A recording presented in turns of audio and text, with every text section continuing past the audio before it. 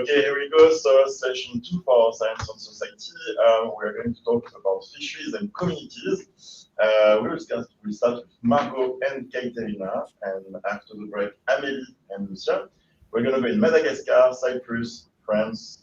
So first, thank you for Blue Ventures, MARRES, Satcom, and Casciomar for welcoming our dear students. I would like to thank the people who have reviewed your work. So in this session, Amélie Daniel from Université, also here in the jury. They are here, yes. Electra Atti from Greece, IC.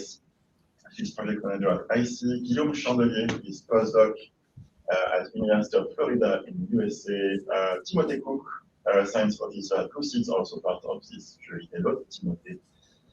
Ioannis Giogos, president of IC Greece. Solène Jongo, head of science at Coral Guardian. Hello, Solène, thank you for being here also for the jury. And Stina Kolozei, postdoc at Aarhus University in Denmark. Those were people who do your work. So again, in the jury, I'm happy to have online, and I don't feel only here because you're here, so I'm happy. But the jury is mostly online. Aldine, Solène, hello. Hello. And you're ready? What's the temperature at your place, Aldine, Solène, Timothée? Good? I'm fine. I'm under the AC, so it's okay. You're lucky. So let's go. We'll start with you, Marco. So if you want to take some keys, do you have a keyboard in front of you again and the keys box? Okay. 3, 2, 1, 0. Enjoy it, Margot. Okay, so good morning, everyone. I'm Margot, and today I'll be talking about my study of the macro-invertebrate fishery in a locally managed marine area in Madagascar. So for context, small-scale fisheries worldwide provide more than half of all the fish that is consumed and support the livelihoods of 500 million people. 97% of the world's small-scale fishers live in developing, low-income tropical countries, often with few alternative livelihoods. But these fisheries often remain unmanaged with limited stock assessments and quantitative studies. The southwest of Madagascar, which is one of the poorest countries in the world, is home to the Visu people. They're a group of semi-nomadic traditional fishers. The region that they live in is arid, the soil is infertile, and there's very little infrastructure, which means that there's very limited alternative livelihoods. And indeed, the Visu people are extremely dependent on marine resources for their livelihoods, with 87% of adults working in small-scale fisheries, for food security, within some villages over 99% of the dietary protein coming directly from the sea, and for their cultural identity. But the resources that they depend on are under a lot of pressure, and they've been declining in the last decades. So, at the beginning of the century, communities from 25 villages came together to create Madagascar's first ever locally managed marine area called Velondriake, which means to live with the sea in Visu. The LMMA functions like a multi-use MPA, except that the government is not involved at all, and it's entirely community-led. It includes no-take zones, temporary closures for octopus, which is one of the most important fisheries economically, and bans on destructive gears. So communities created DINA, which is a form of local law that has legal recognition and allows the communities to enforce restrictions. As in many places in the tropical parts of the world, there's a division of labor between genders. So men typically fish from pirogues with nets or freediving, while women glean for invertebrates at spring low tide, meaning that they fish by walking through the intertidal zone. Visu women are very famous for being octopus fishers, but as we will see, they harvest many species of invertebrates. And these invertebrates, so marine macro-invertebrates, are essential for ecosystem functioning. They play a diversity of roles, for example, nutrient cycling by sea cucumbers, water filtration from bivalves, as you can see in this picture here. They're also present at various trophic levels, so they interact with many different species, and they're often found particularly in the lower trophic levels, which means that they also support higher level, higher value fisheries like finfish or octopus. So although our invertebrates are harvested in large quantities, you can see this photo that I took in the village. It's quite common to see many shells like this. Studies and management have almost exclusively focused just on octopus.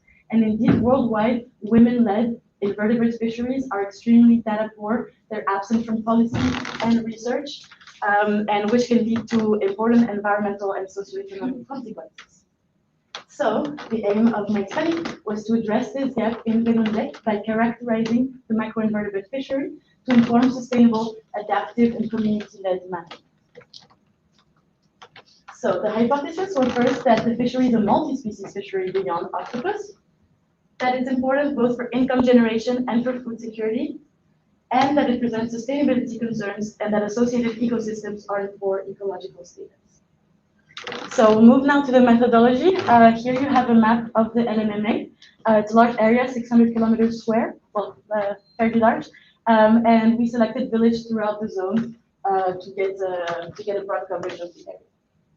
We first did ecological surveys, so we did transects on seagrass beds and reef flats in the intertidal and subtidal zones. We recorded macro-invertebrate abundances, identified at the lowest possible taxonomic level.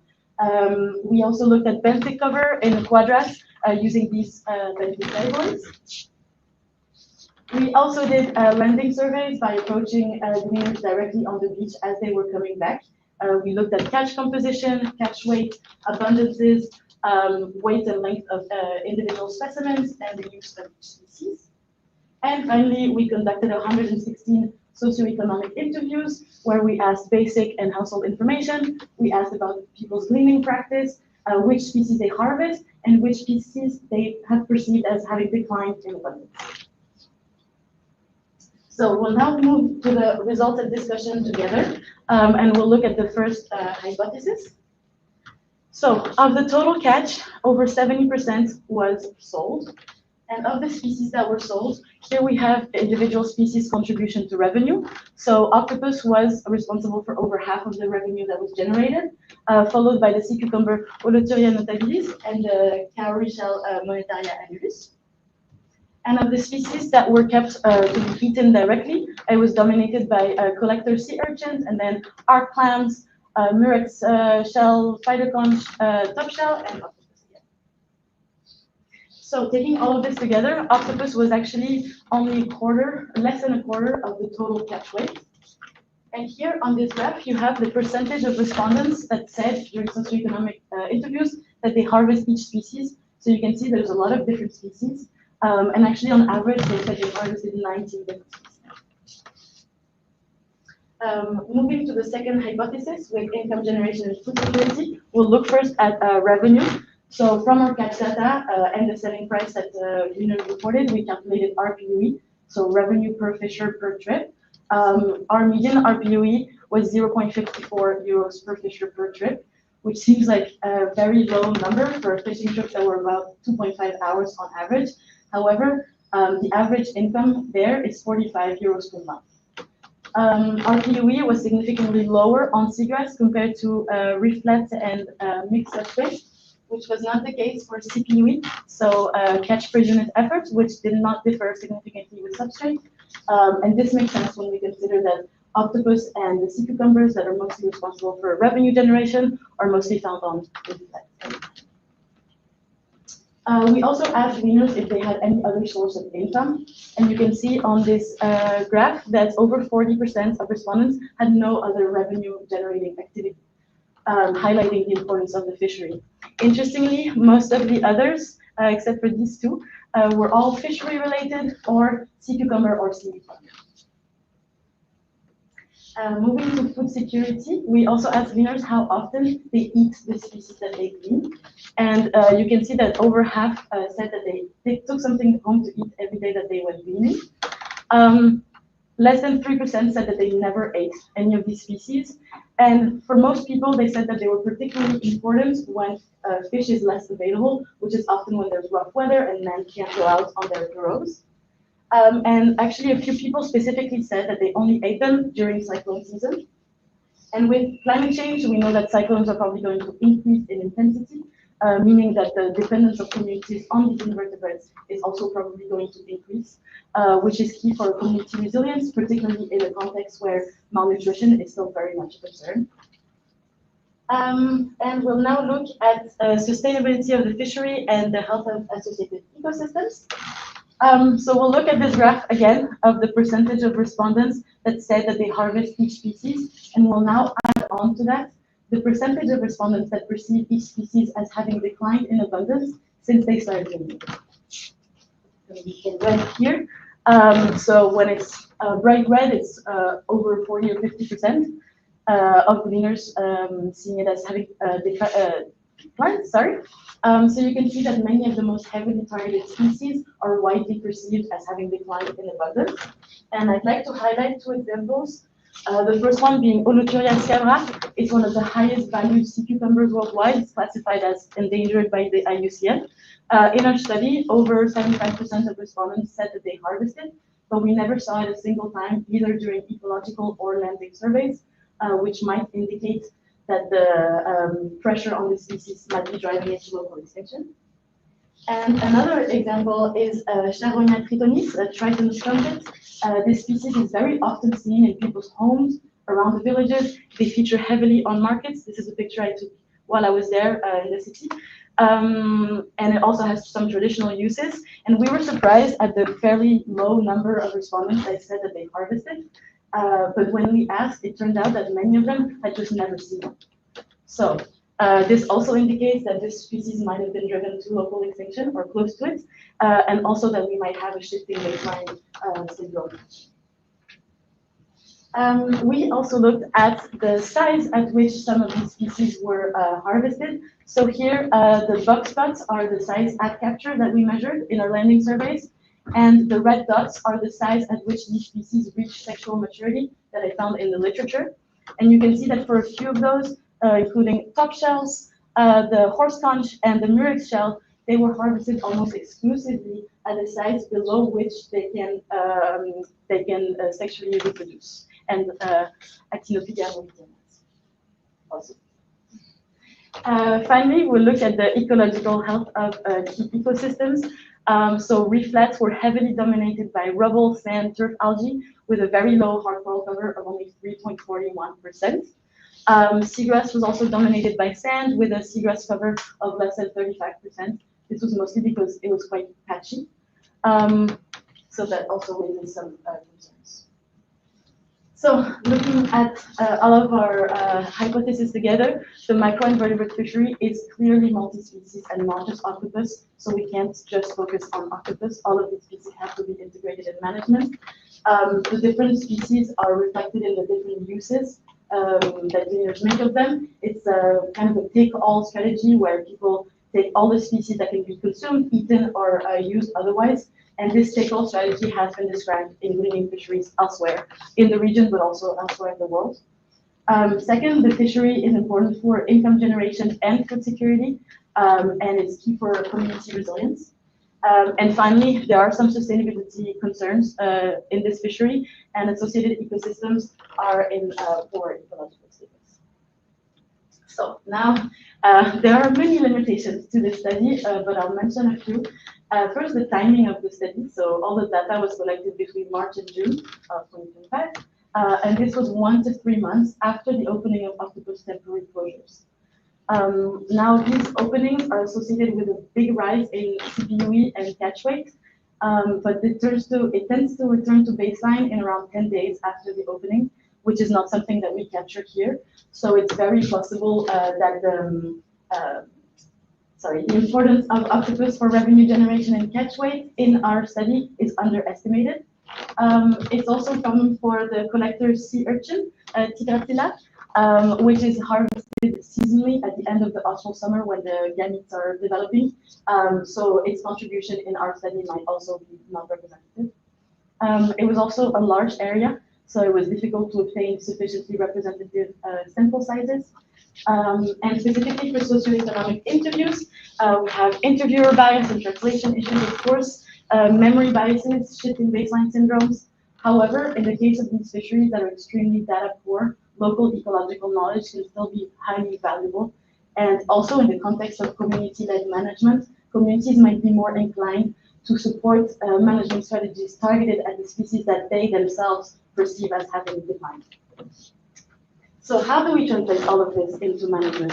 Well, first, clearly we need to include all of these species into fishery statistics and monitoring plans. We also a suggestion that we weren't able to do during the study is to assess the current measures, to assess the suitability of current measures, to sustain these populations and consider diversifying and adapting temporary closures to suit different species life cycles, extending no-take zones, particularly on seagrass, to include the intertidal zone where people glean, promoting sea cucumber farming, value chain improvements, or imposing minimum time limits are all possible management strategies, but it's all in the hands of the communities. So all of these results have been and will continue to be presented to the communities, and it's all in their hands. And so to conclude, the macro-invertebrate fishery is complex. There's a variety of species that are being harvested. They're being sold, they're being eaten, they're also being used for baits or ornaments in a kind of take-all strategy. The fishery is critically important for income generation, particularly for women, and for food safety, acting as a key element of community resilience in the face of fish stocks declining and climate change. And the results of this study can be used as baselines to track CPUE and RPUE through time, and to guide management measures. And to end on a positive note, the communities did seem quite enthusiastic to implement some management strategies, and Velondriake being the first ever LMMA in Madagascar, it has served as a model for many more LMMAs in Madagascar and elsewhere, so management in this area could catalyze management elsewhere. I'd like to give a big thank you to the whole team in Madagascar, particularly the science team, and to the gleaners of Velondriake for participating in. And thank you.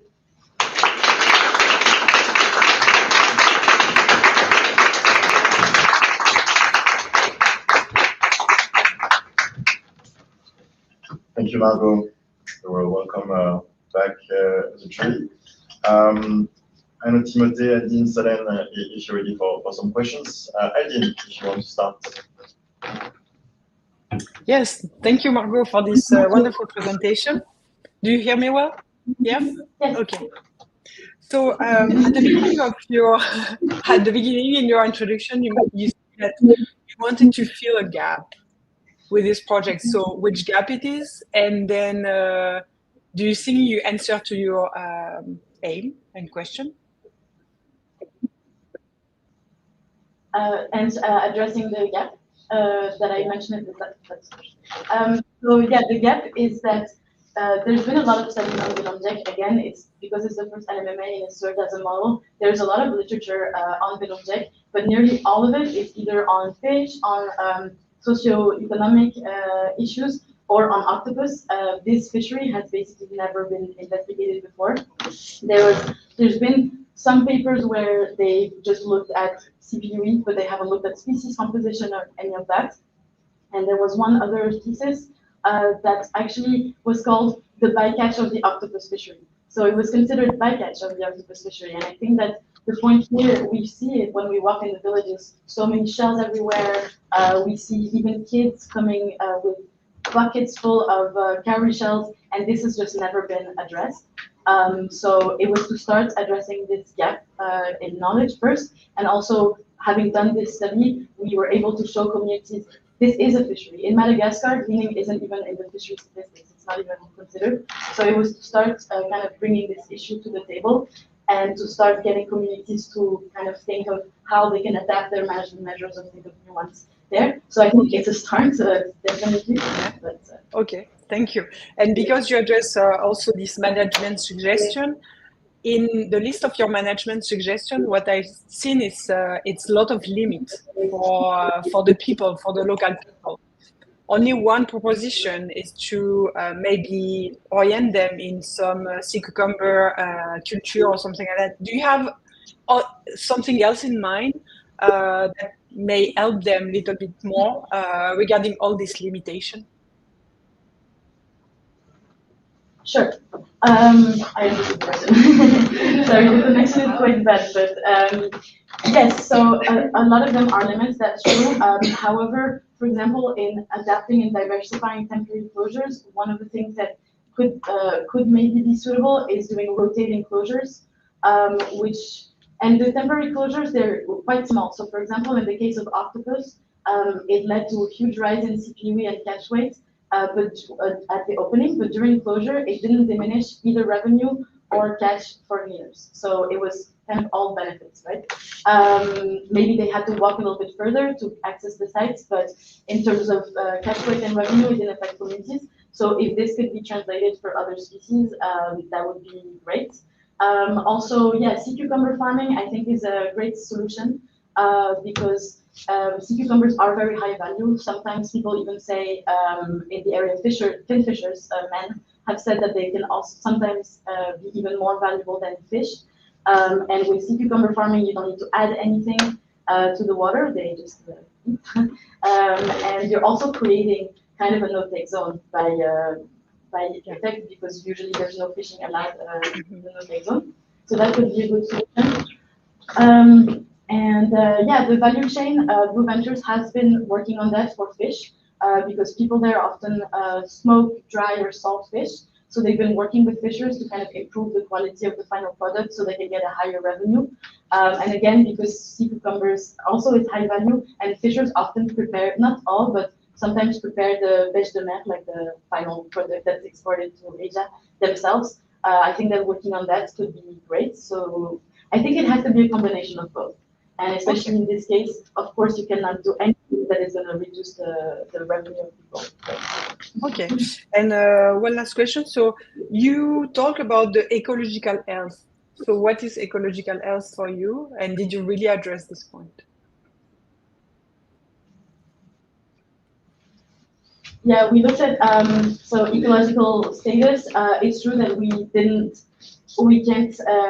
I don't think this result is very representative because, first of all, it's a limited number of transects in a wide area, and also we only looked at benthic cover and invertebrate abundances, so it's very limited for sure. However, the sites that we selected were the places where people gleaned the most. So basically, we went to villages and we asked people, where do you go to glean, and that's where we put our transects. So yes, it's only benthic cover, but probably if the reef beds are too degraded or the seagrass, then invertebrate populations are probably going to suffer. Okay, thank you. Thank you. So, Timothée, do you want to continue? Sure. Can you hear me? Can you hear me? Hello. Yes. Yes? Hello, Margot. Thank you very much for this very interesting presentation. Yeah, so the LMMAs are quite famous now, and I guess everybody's heard about their octopus management and the success with that.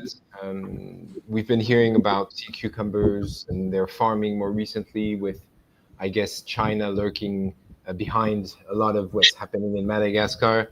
You know, thanks for filling the picture with, I guess, what's much closer to the truth is that small-scale fisheries are opportunistic as well. So it was very interesting to see this like wider description of what they actually forage on a daily basis. So because I really like to understand how data is collected, I like to understand how things work in the field. I kind of felt there was a little bit left out there on the methodology that you presented. So would you care to explain just a little bit more how many people were you working with? What kind of local partners? Did you scuba dive or only snorkel? You know, logistically, how did things unfold in the field? What were the difficulties, and what would you change to do a better survey and a better survey both in the biological, ecological environment and with people if you had to do this again? Sure. So questions. Yeah, no, exactly. Yeah, so actually, I was doing my internship with Blue Ventures, but actually my field team was staff of the Velondriake Association, so the community-based association. They have 5 permanent science team members. They're all from the villages. So they're all 100% local. One of them was a fisherman for 20 years. So that was really awesome to be able to work with them and make everything a lot easier. So for ecological surveys, we did 2 transects in the intertidal zone and 2 transects in the subtidal zone. And we, as I said just before, we asked in villages where people mostly glean, and we put our transects there. It was all snorkeling because it's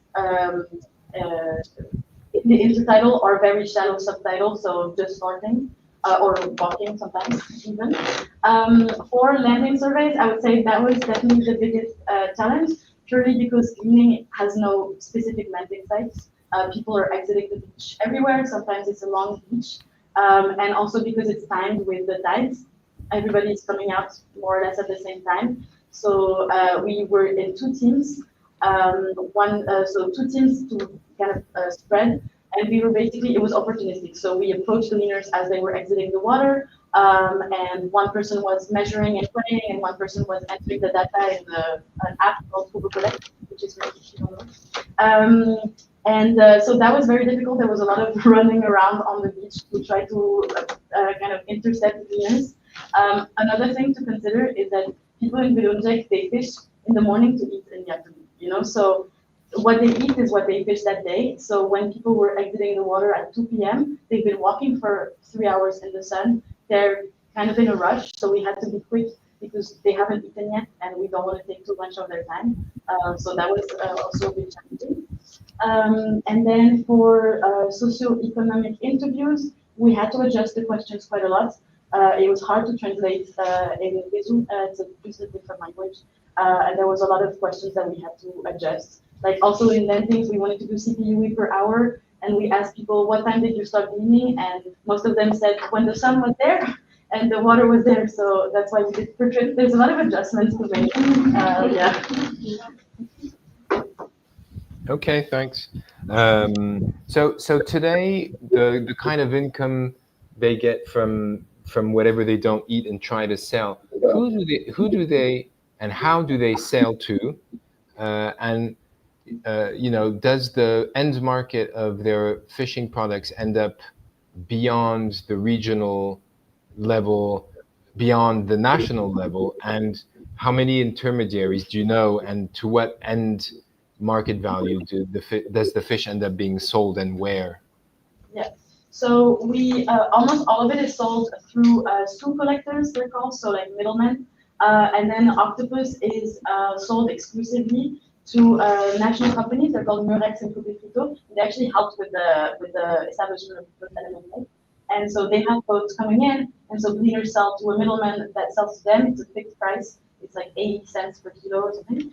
And then pretty much everything else is also sold to a sous collector that brings everything to the cities and is sold to Asian markets. So so it's definitely for most of it. Cowrie shells sometimes are kept for jewelry, and some things are in the curio trade, like on the markets. But a lot of it, we also actually interviewed the sous collectors directly to get the prices and everything. And most of them, we said, "Who do you sell to?" And they just said Chinese people in the cities. So a lot of it is. Okay, very interesting. I have one quick last question. In your opinion, sea cucumber farming by these communities, what would be the advantages and the disadvantages of setting up such activities? I think the advantages are that it can be additional income without harvesting from natural stocks. It also, as I just mentioned a bit before, it would create kind of a small no-take zone there because people don't fish there. Actually, in one area there is a sea cucumber farm, and people said that they stopped harvesting. When they go gleaning, they don't take sea cucumbers anymore because they have the farm. And also, sea cucumbers are broadcast spawners, most of them, so density-dependent reproduction. So in some papers, they found that having a sea cucumber farm has also kind of helped maintain stocks in the wild by spillover. By yeah. spillover. Spillover of larvae. And the disadvantages, it has been the case before, and this is why Blue Ventures is not really working on that anymore, because there were more sea cucumber farming, but the issue is that they depend on companies mostly to get the juveniles and to sell, and that there's been a lot of issues with these companies, and fishers, I mean, they are organized in associations, but their negotiation power, let's say, is fairly low. So that has caused issues in the past. So I think that would be. Thanks very much, Margot. Thank you, Timothée. Solène. Hello, thank you very much for your presentation. Very interesting work. I have just a couple of questions. I was wondering, because all of these surveys were done with fishermen and people from the community, but how was perceived by the rest of the community, these regulations, the LMMA, how is it perceived by the other members of the community that are not fishermen? By the communities that are not within the LMMA, or the communities in no, the sorry, LMMA? yeah, inside of the same community, inside of the LMMA, do you have any idea how the community would perceive any more closures or any more restriction? Do you know how they would see that? Have you had any interaction with not the fishermen, the other parts of the community? Just to... Sorry, Solène. We may have troubles locally with internet. Can you just say inside or outside of the LMMA? Inside, sorry, the inside. Okay, sorry. It's very difficult to hear me. Sure. So it's perceived very well because it is the communities that are entirely in charge of making all of the decisions. It's a democratic process. There was a picture where people were raising their hands. It's a democratic process. Each village has elected representatives. They all have a voice. And interestingly, so at the start, the LMMA, there was a researcher that went there and started talking to the communities and suggested that they should make no-take zones in all the key ecosystems. And it was proposed to the communities, and the communities originally said, absolutely not, never. But then they agreed to start with a trial of one temporary closure per October, closed for 6 months. And after that, there was like a 400% rise in revenue. And so the next year, there were more temporary closures of more villages. And so 5 years after the community originally said no, absolutely never to no-take zones, they established the first no-take zone. And now there's a lot more. And also again, so this LMMA was created in 2006, around there, and now there's over 100 LMMAs on the west coast of Madagascar. So it's a good sign. Oh, great. Okay.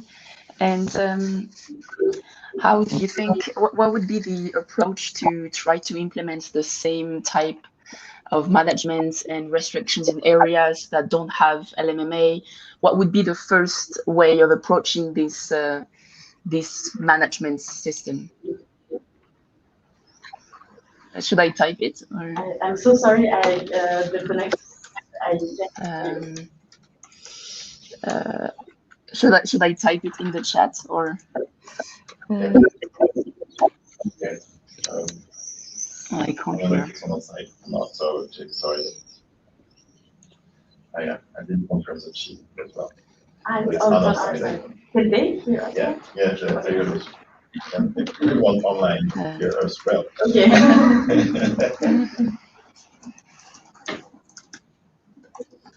Can you hear me? Take a break between Margot and the next speaker. Can you hear me? Yeah.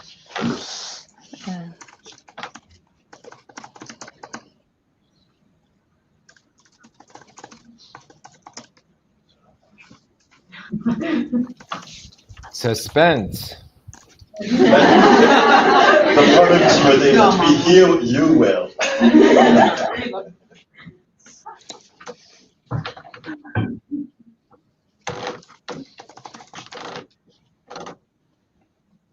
Timothée?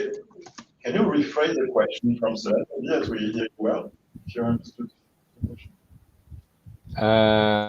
I'm afraid I can't. I think I'll just wait like you guys. Can you hear me? Are you typing the yes? Are you typing the question in the chat or? Yes.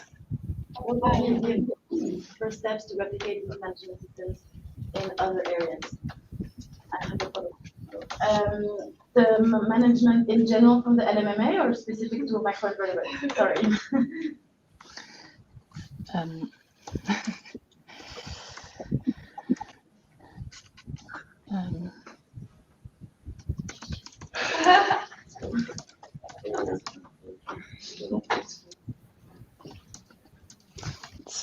Outside. Can you hear me better without the camera or? Yeah. I'm afraid it's not on your side. Wow. So general management or just in vertebrates? Sorry. No.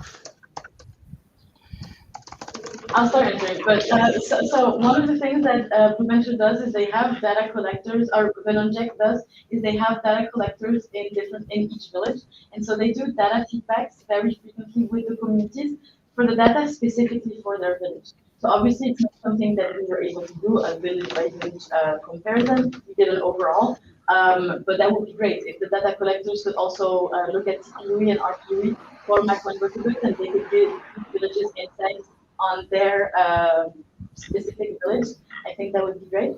But again, breeding fisheries are probably more or less the same in a lot of different places in Madagascar, and the issues are the same also in breeding fisheries elsewhere. So I think that yeah, it can be reproduced elsewhere. Okay. So time for that. Time for you for a few questions. Second. Wow. Take your question. They have like a market where they sell their fishing in the village directly, or they have to go to the city to sell? No, yeah, they have to go to the city. So basically, all of these species, either they take them home to eat directly, or they're sold to those zoo collectors, the middlemen, the ones, and then they're sold to octopus is sold to the companies, or the middlemen go to the villages to sell. They don't go to the middlemen go, but usually the middlemen are also leaders or fishermen. Follow up on that. So is there anybody in the village who someone in their household isn't fishing?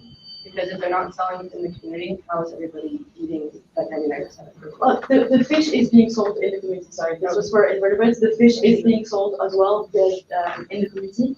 The thing is, that's been quite reported that the Vizu, they tend to sell the higher quality, higher value fish, and they keep the rest.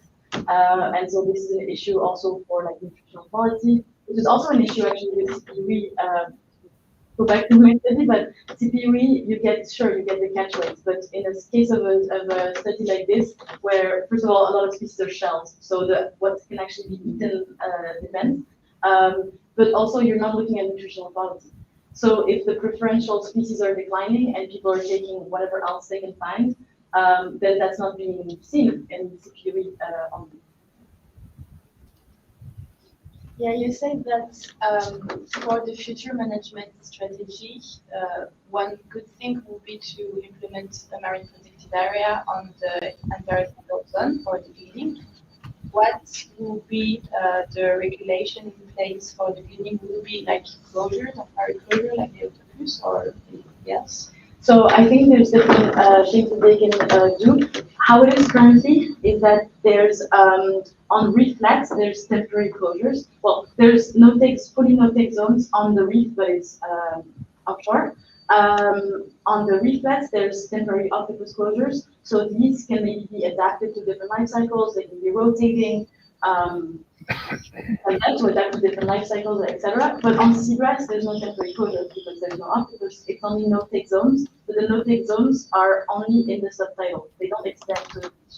So, but they're already in place, the communities are already enforcing them and already managing them. So perhaps the existing ones, they could be, if the limit can be extended to include the intertidal zone, that could be beneficial. But for invertebrates, it's difficult because for marine protected areas, because there's no real spillover of adults because they have very low mobility. So you're relying only on like larval exports. And also it can be also with shells. Sometimes if there's an increase in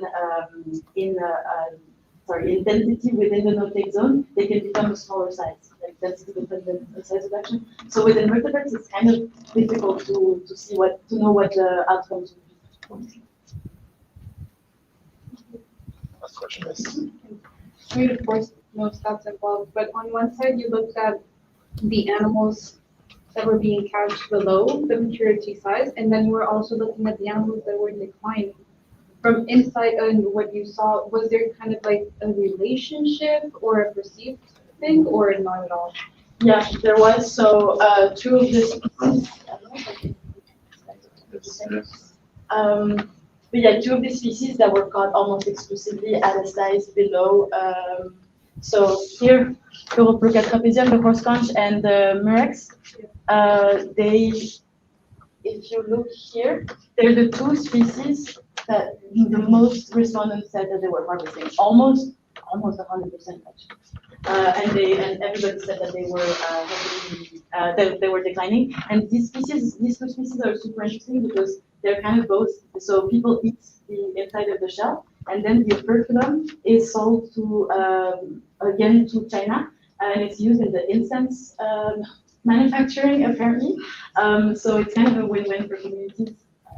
And in the picture that I first showed as well.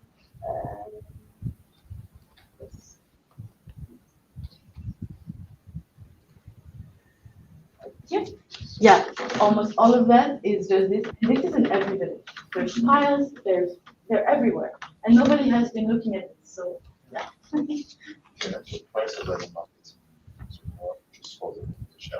Yeah, I looked in the cure trade actually. Some like even cowrie shells that people, the cleaners are taking, I found on eBay for like $70 and stuff like this. The Titan strumpet sometimes they can be like over €100. But how much of that is actually going to these people? Thanks a lot, Margot. And for all the questions, we're going to take a short break just to fit our issue. Congratulations.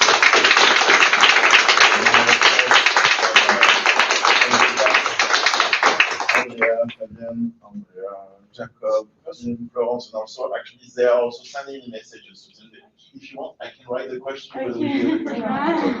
Online, we're just taking a short break of 2 minutes just to figure out the issue here. Okay. See you. Previously. Timothée? Hello. Oh, good. Allez. Yes. We're good. So, Christophe. Yes. The sound is way better than it was. Fantastic, Timothée. You know, we're really multitask here. So, but congratulations, Margot, for your sense of resilience. It's actually the screen behind us, which is not in full shape, but everyone is able to see us and listen correctly. So, Kaiterina, here we go for your 15 minutes. You're ready? Yes. Good. Maybe it's better if we share the screen. Don't worry. I'm good. Hello, I'm Katerina, and I'm very happy to present you my thesis titled Nothing About Us Without Us, where I assess the socioeconomic aspects of fishery management in Limassol, Cyprus, as part of my internship with MED, a marine research and consultancy company in Cyprus. Now, with more than half of the Mediterranean stocks currently being overfished, MPAs have emerged as a critical tool in marine research management, covering about 10% of the Mediterranean Sea. However, apart from their spatial extent, their effectiveness depends upon their integration with local ecological and socioeconomic dimensions, with often the latter being ignored by top-down centralized management, which often causes the failing to limitate or anticipate the tensions between conservation and socioeconomic interests. often leading to a deadlock where neither of these two is fully realized. Now, recognizing the need to increase the effectiveness and the social justice of fisheries management, regional action plans have called for a paradigm shift away from this top-down approach towards participatory governance, with fisheries and government share the responsibility of fisheries management. Now, participatory governance exists in a continuum from approaches where fisheries are merely informed about government decisions to the ones that they have full responsibility of fisheries management, also known as self-management. Now, co-management is between these two approaches, where government and stakeholders equally share the authority and responsibility of fisheries management. Now, in that sense, in the Kaiterina Peninsula, which is located in the southernmost tip of Cyprus, in the Limassol district, has been the focus of a 2022 proposal for a co-managed OECM. OECM stands for Other Effective Area-Based Conservation Measure. And the difference between this and a traditional MPA, as the three shown here in the picture, is that while it still contributes to biological conservation, it's not a formally designated protected area. And so the goal of this, although the objectives of the OECM are context dependent, in this case, for Akrotiri, this means the conservation action will happen alongside ongoing use, like small-scale fishers and recreational use. And so the goal of this research was to assess the sociocultural and the economic needs of the local small-scale fishers and the recreational fishers. Now, although the project was focused on the Akrotiri area specifically, here we will expand our scope to include the whole coastline of Limassol, encompassing areas under the jurisdiction of Cyprus and the British sovereign-based areas, taking into consideration that resource use extends throughout the coast. Now, data were collected between March and May of this year from 20 small-scale and 48 recreational fishers, including boat fishing, shore fishing, and spear fishers, which were recruited through social media announcements and direct phone calls, and were invited to workshops, in-person interviews, and online questionnaires. Where there, they had to complete a SWOT analysis, including the strengths, the weaknesses, the opportunities, and the strengths of the local fishing sector in Limassol, and also propose measures that, based on their experience, would enhance the sustainability of the sector. Then the responses were categorized, and for each category created, the composite scores were calculated, taking into account the participant engagement, meaning the number of participants who mentioned the category versus the total number of participants in the group, either small-scale or recreational group, and the response distribution, meaning the number of responses in the category relative to the total number of responses in the group. After this, semi-constructed interviews were conducted with 10 experts, 5 from the small scale and 5 from the recreational fishing sector, including members of advisory committees, presidents of local associations, and for each category created, experts were interviewed using the Kipling method to get a more nuanced understanding behind the motives of the measures proposed. Now, in total, 375 entries were included for the SWOT analysis and 265 entries for the sustainability measures. Now, from the SWOT analysis, what is evident here is that overall, the composite scores of the weaknesses and the threats was higher than the ones of the strengths and the opportunities. And although the general pattern between small-scale and recreational fishers was the same, the only difference was that recreational fishers saw more strengths than weaknesses, whereas for the small-scale fishers, it was the other way around. And now, if we were to position the individual responses into the SWOT matrix, a similar pattern would appear, where the mean position of the small-scale fishers and the recreational fishers is located toward the lower quartile, towards the threats, with small-scale fishers being more weakness-oriented and recreational fishers a bit more strength-oriented. Now, from the SWOT analysis, after categorizing all the responses into 5 thematics, including accessibility, economy, environment and resources, governance, and social and cultural factors, from the 11 strengths identified by both groups, small-scale fishers seem to prioritize supplemental income in terms of economy. then cultural identity, followed by mental well-being in terms of social and cultural factors. Respectively, for the recreational fishers, seem to focus on mental well-being, accessibility and convenience, and cultural identity. Now, from the 14 weaknesses identified, local income, gear-generate related expenses, and limited fishing zones were more highlighted by the small-scale fishers, whereas limited infrastructure and accessibility, limited fishing zones, and lack of awareness related to lack of environmental education was mostly highlighted by recreational fishers. And now, from the total of 5 opportunities identified, small-scale fishers identified only buyer compensation as a sole opportunity, meaning compensation to stop fishing altogether, with recreational fishers highlighting most leveraging the technologies like drones and satellites for monitoring.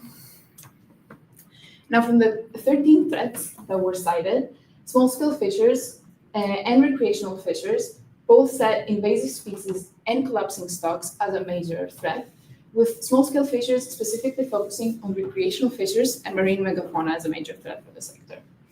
Whereas recreational fishers focused more on coastal urbanization, both in terms of limiting their accessibility and causing detrimental implications for the environment, followed by overfishing. Now, from the 265 measures that we categorized, categories for the spatiotemporal management and monitoring and enforcement received the highest composite scores of 0.56 and 0.47 respectively, followed by economic equity, biological conservation, infrastructure, collaboration between stakeholders, and evidence related to scientific research. Now, from the interviews with the experts, we see that spatiotemporal management focused on yearly rotational spatial closures focused by seasonal restrictions, and also temporal restrictions focused on recreational fishers. Now, for the monitoring and enforcement category, measures focused on increasing night patrols using boats and focused monitoring at Cyprus specifically, monitoring social media platforms to detect illegal activities, adopting a licensing system for recreational fishers, and finally allowing anonymous reporting of illegal activities. Now, from the SWOT analysis, we see a defensive approach among stakeholders who seem to prioritize immediate survival over leveraging long-term opportunities, which stems from a low trust in authorities to provide meaningful change. Now, while some fishers cited supplemental income as a strength and other low income as a weakness, this variability in perceptions is under the notion that individual and contextual factors can guide how people see management measures and how they perceive sectoral threats, which in that case, they were personified, such as invasive species, marine megafauna, recreational fishers, which it can sometimes help direct management actions. It can also sometimes lead to policies being perceived as favoring one group over the other, which can prompt stakeholders to feel more skeptic about the true nature of the policy measures, and also acting independently, like retaliating. Which is why there's a clear need for prioritization of cold vulnerabilities. And I think I did something with a slide here. I cannot change it. Okay. And this is in line with the general juxtaposition between the socioeconomic marginalization that these communities face, stemming from the limited fishing zones, the limited infrastructure and accessibility, against this continuous coastal development that they see around them, which is in line with the Cyprus objective to increase the island's attractiveness for tourism, which puts them into an adapt or exit scenario, where they feel that they're being pushed out of their traditional grounds and way of life. Now, this is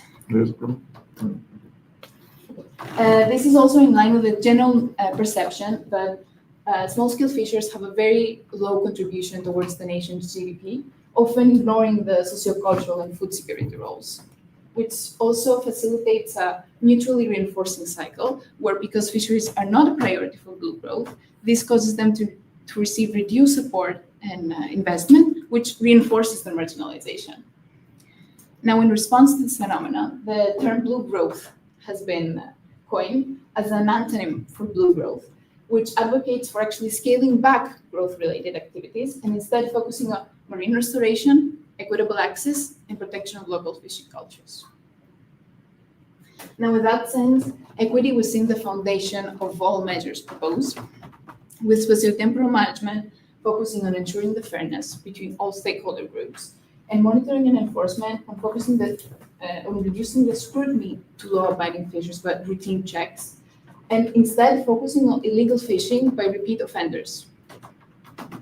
This is why there's clear need to ensure the social license of the upcoming OECM, which would be rooted on the genuine co-management and not one-off consultations with stakeholders in order to support the ecosystem health and protect the human rights of the people culturally and economically dependent on the coast. Now, in conclusion, we see that Limassol's fishing sector is highly fragmented, with stakeholder groups feeling that they're being pushed out of the sea and feeling very skeptical over the true nature of the management measures imposed, which leads them into a defensive approach, which is why, for the upcoming OECM, the premise of it would be to ensure equitable management and the government support in order to push the sector from this defensive approach into a proactive one, an opportunity-seeking one, which is also in line with broader calls for the ocean equity in marine management.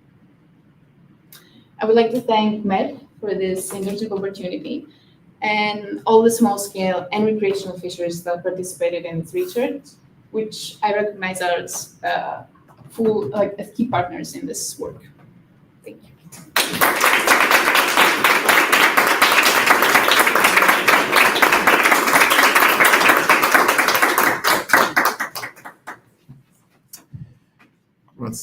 Kaiterina, so maybe we can start with Solène, as we ended with you just before. Yes, thank you, Kaiterina. I would just like to come back on the blue degrowth kind of proposition. How do you think this could start to be implemented without being too much of trouble for all the sector that's employed in this, all the people that are employed in this? How would be the first approach to make it sustainable in a way that it wouldn't be too much of a of a difference in the people already working in this sector? How do you think that would be realistically implemented as a first step of degrowth? I think, well, in this case, whereas the general idea of the participatory approach is from the bottom up, so from the fishers or the local communities in general towards government decisions. In this case, for the blue degrowth specifically, I feel like because it goes against the country's general goal, which is tourism, and most of the largest contribution to this island's economy is from touristic activities. I think the first goal would be from the government in that case. For example, with the Barcelona Convention, they have not signed the protocol over the integrated coastal management. So that means that the 100 meters away from the coast that a lot of European countries have is not true in this case, which I found it wasn't my first time on the island, and I thought it was very shocking to me, the fact that they are building things on the sea. I was like, how is this even legal? And then I thought, yes, I looked it up, and it is legal, and it's one of the major concerns also of the fishers, because it's not about just the fact that they're restricting the area in the sea where they can go fishing, but this is in contrast with what they are seeing around them. Like, why should I stop fishing there, but you can construct this over there? Like, doesn't this goes against the conservation measures that you want to impose. So they feel like that's why I said that they feel like they're being pushed out in the name of blue growth instead of conservation. Like the term, well, they didn't, blue grabbing came a lot in my mind while I was doing this presentation, because they feel like imposing an MPA would be just a way to reason them being pushed out of the sector and stop fishing, instead of actually improving the biodiversity in the area. So if I go back to the start of the question, the management would, I would start with the government in that case instead of the fishers, which, well, they have proposed a lot of times a lot of measures that they think would be important. So I think now it's time for the government and the authorities to take action in that case. Solène, your microphone is muted. At the same time, I invite you to shorten. Yes, thank you. Yes, can you hear me now? Yes. Yes, okay, perfect, thank you. And so another question, in all these measures that were proposed by the respondents in the questionnaire and everything, which ones do you think would be the first to prioritize in the implementation of the OECM? With your analysis of everything, what would be the first, the most priority to implement? Well, before is it possible to? So before I even started talking with them, I thought collaboration. We start with that and we go from there, because if there's no collaboration, nothing will work. But after talking with that, actually, because a lot of them mentioned the fact that if you give nothing to us, we won't support this, which I understand. So in that case, I would start with infrastructure, like installing slipways, which they have said a lot of times that they're not enough or they're not safe. So sometimes they have injuries like on themselves or on their boat. Because they're currently, like in the whole coast, there's a couple of working ones. And even though I know that's a bit contradictory, saying, okay, like you're going to install slipways, you're just going to give access to them and do whatever they want, which I don't think it's the case. Because if we complement the installing of slipways with what they said with the, if I go back to the,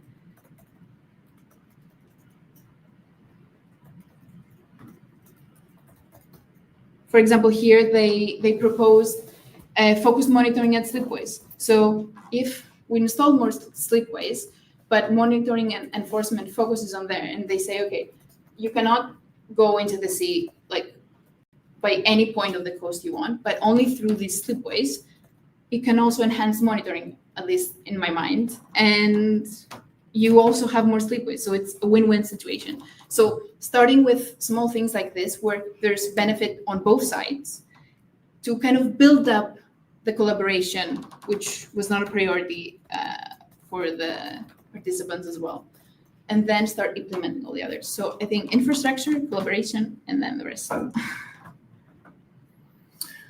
Thank you, Solène. So, Timothée, maybe we can go to you. Thank you, Christophe. Thank you, Solène. Sorry, not Solène. Thank you, Kaiterina, for this very, very interesting presentation. And do things the right way. Talk to the local stakeholders before you try to implement any management for a new area-based solution. So we're talking about a sort of particular type of area-based solution here, which is the OECM. And I know the governments of the world who are basically clueless about what marine conservation is. We're happy to say that we're going to, increase the world coverage to 30% using area-based solutions like MPAs and other effective area-based conservation measures, OECMs. So your example is slightly, if not entirely unique. There are so few OECMs, it's not really going to be working in the future to help us meet that target. And the typical example of an OECM is something that was designed for another use than conservation, but it has side effects, or a collateral being conservation. Typically your military base is that. I know in Cyprus you host 2 British military enclaves, so this one at Akrotiri and the other one at Dikalia. Yes. Where they have their navy and their planes that can go and fly in the Middle East and do whatever planes do when they go and fly in the Middle East.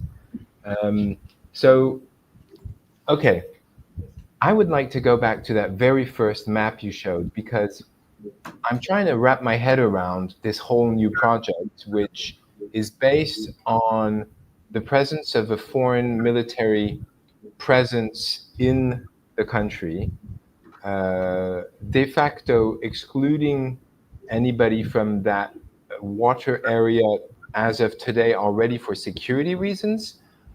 Or basically, I'd like to figure out how things are already, what is the deal today between the Cyprus government and the British government, and how would this change in the future, and how would Cyprus come in, and what would the role of Britain in this project be in the future, considering that it is in the interest of Cyprus to be able to increase their percentage of coverage, but I'm wondering how this can even be added to their country coverage if it's not even within their jurisdiction. So I'm sorry, this will be my only question. I'm sorry, it's a long-winded question, but there's a lot of things that I think we need to understand contextually to better have an idea of what challenges are waiting this future project, and who is carrying this project in the first place anyways. The British,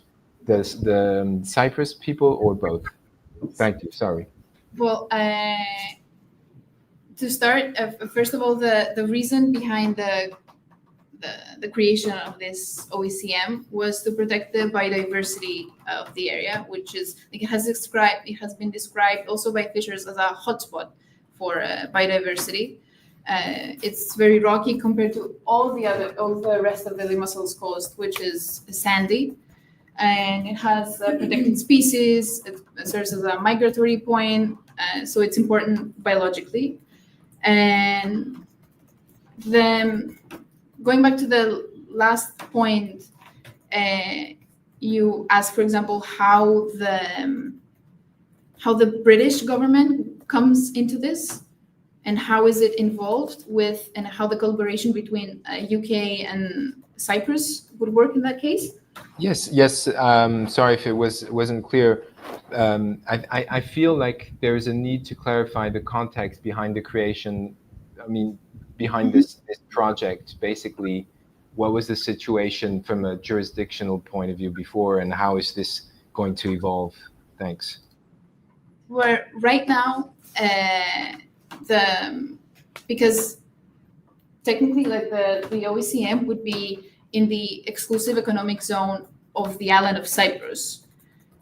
But right now, in the project has the partners is ARMER, which is in Cyprus, and the Blue Marine Foundation, which is a UK company, and it will be a joint management, let's say, but it won't count towards it's not part of the British, let's say, this OECM won't be a British one technically, because it's in the exclusive economic zone of Cyprus. Also, because there's the Akrotiri port that I have on the map, it's not controlled by the British government. Is under the jurisdiction of the DFMR, which is the Department of Fisheries Management in Cyprus, and it's controlled by them. So the sea, if it's inside the exclusive economic zone, it will be under the jurisdiction of Cyprus. it's just it was funded by Blue Marine Foundation, which is a UK. I don't know if I completely understood. Yeah, I did. I kind of, the way I understood things was that the British were heavy on the security access to their area. So whatever happens in the waters around their base is going to be of a specific interest to them. So I was kind of wondering if there was any collaboration on that point, but perhaps you don't have the information. I'm sorry, I will have to propose you to continue this discussion as we have to go to the next speaker. Sorry, Timothée. Aldine. Yeah, thank you, Katerina, for this really nice presentation, and you wrap up the data really well because it was really complex project. But you end up with nice data and wrap up. So so I have several questions, but the first one is, okay, when you ask to the fishermen which kind of measure they will envisage establishing in the zone, were they clearly aware of the consequence of each of the measure you propose? Well, they were informed that the reason I'm asking this, it's because we want to establish a protected area. And then they were asked to propose measures that would enhance the sustainability, both in terms of environmental sustainability, but economic sustainability as well. Yes. And I mean, some people focused more on the economic part and others on the environmental part, others were split in between, but that was also something that I wanted to see. But they were informed that the reason I am doing this is because of this upcoming museum. Yes. Yes, but my question is, when they proposed these different measures, were they aware of the consequence of this measure on their daily life activity? Did they really know, or did you explain them for each measure, what does that mean for them in the future? Well, the measures were not fixed, so I didn't show them the categories and say, for example, to vote which one they agree. Sorry, I now understood better. It was open-ended, so they just proposed measures that I then categorized. And I put them into these categories, but they were not put in a box in any of the questions that they were open-ended, both for the SWOT and the sustainability measures. Yes. Okay, thank you. Then regarding this zone, so if MPA is established, so these fishermen, are they fishing also to other zones around, or is it the only zone they can go and fish because it's a hotspot for them and they don't have to go somewhere else? Well, is it okay if I can go back to the map? Mm-hmm. Okay. So fishers from the Limassol Old Port usually go in the whole coast. They go to the whole, like when I asked, because one of the questions, but I didn't end up including it in my research, was where do you go fishing to see, like make kind of a heat map of activity? But they were like, depends, like I go everywhere, wherever there's fish, because it's highly opportunistic. Like they don't, because I also asked questions about the gear. What kind of gear do you use and what do you target? And like, whatever there is, I target it. It's whatever I catch with these nets.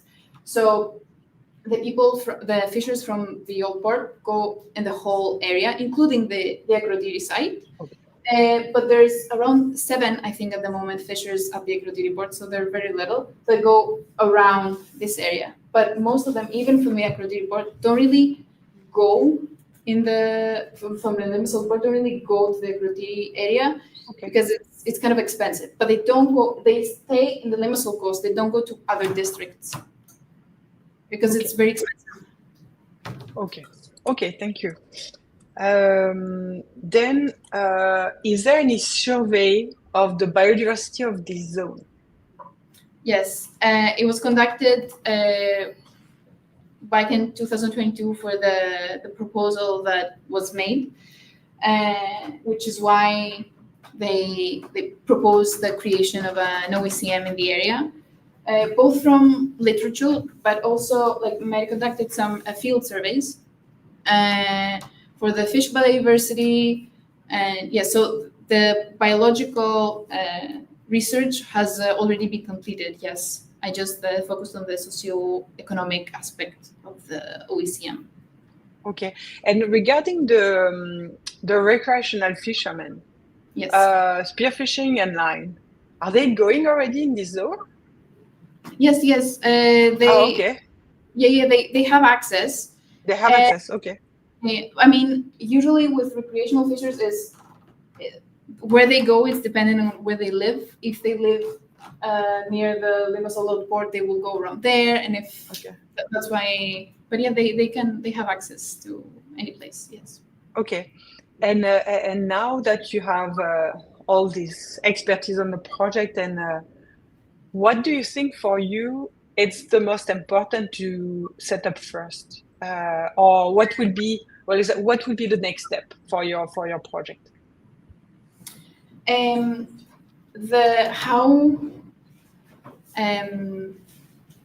How realistic are the measures that were proposed and prioritized? For example, I mentioned before in the previous question that yes, I would start with the slipways and then I would go with collaboration, but I don't know in terms of in governmental terms how this would work, because I can maybe propose stuff and someone from the government might say, well, this is not possible to happen. Maybe we can start with this instead and then go to this. One of them, I also had conducted some surveys with researchers that had some knowledge in the area on what would they propose as a measure for this area, not regarding the OECM specifically. And they were like, marine parks, protected areas, and enforcement. These were the two top, which I think from what the fishers said is they're not completely in agreement. And I think it will also create a lot of conflicts, and it would not work out in the end if we just put an MPA there and say, no fish zone, you cannot go there. But yes, I would see how realistic these are. Yeah, okay. Thank you. A couple of minutes for questions. You pick your questions in the audience. Okay, Joran. I was wondering, because Cyprus has such a conflicting situation, if it was on the mind of the fishermen, the situation where you have Cyprus, you have the British part, you have the Turkish part, if that was a problem for them, or? Well, the Turkish occupied area, it was not included on my side. It's more on the north side. But with it was not even mentioned as a concern to them, apart from the fact that some fishers, older ones, they mentioned this time when we could go around the whole island and fish everywhere, and now we cannot. But with the UK government, there were some mixed feelings that I perceived with some, especially recreational fishers, felt like they were being more heard by the British government, let's say. We're conducting surveys and we're asking, and in terms of the local ecological knowledge, and they felt more appreciated, let's say. And there were others that did not share that sentiment, let's say. But yeah, so mixed feelings with this. Yes. Maybe I missed the information, I'm sorry about that if it's the case, but at some point you said that the threat for the small-scale fisher were recreational fisher, like part of the threat. Yes. Do you have like a number or like information, like how much represents the recreational fishing compared to the small-scale fishery?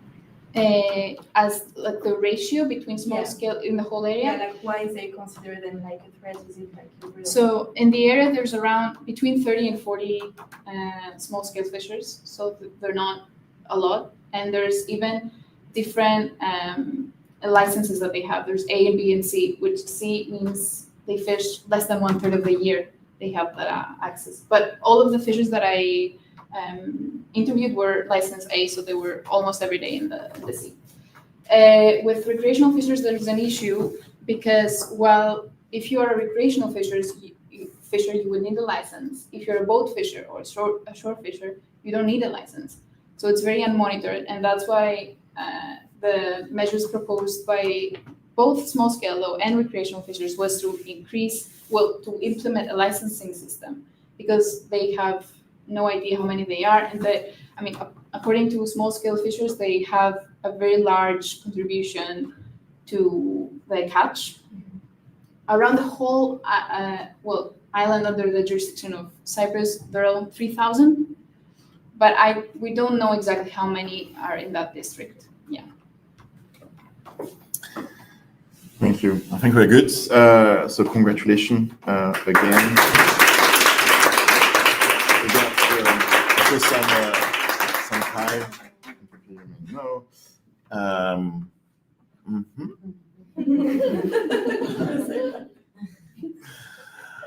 Andrea and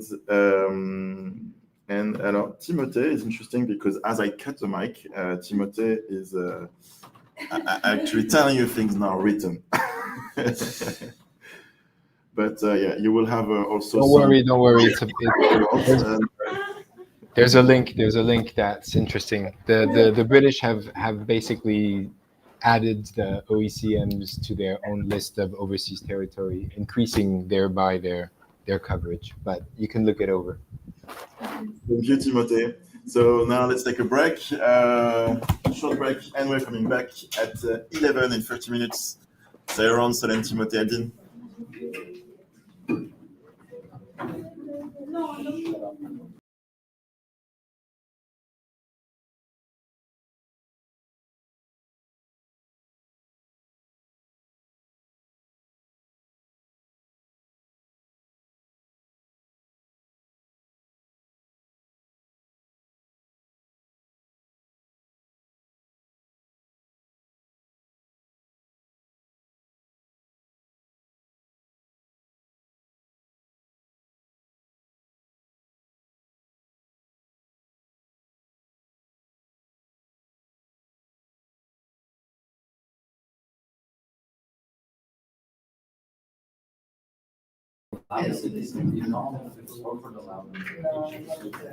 Bon. Allez, here we go again. Ouais. Ça marche, tout va bien. So here we go again. Everyone is all ears for you. Go ahead. When I want? Ah, oui. Now it's better.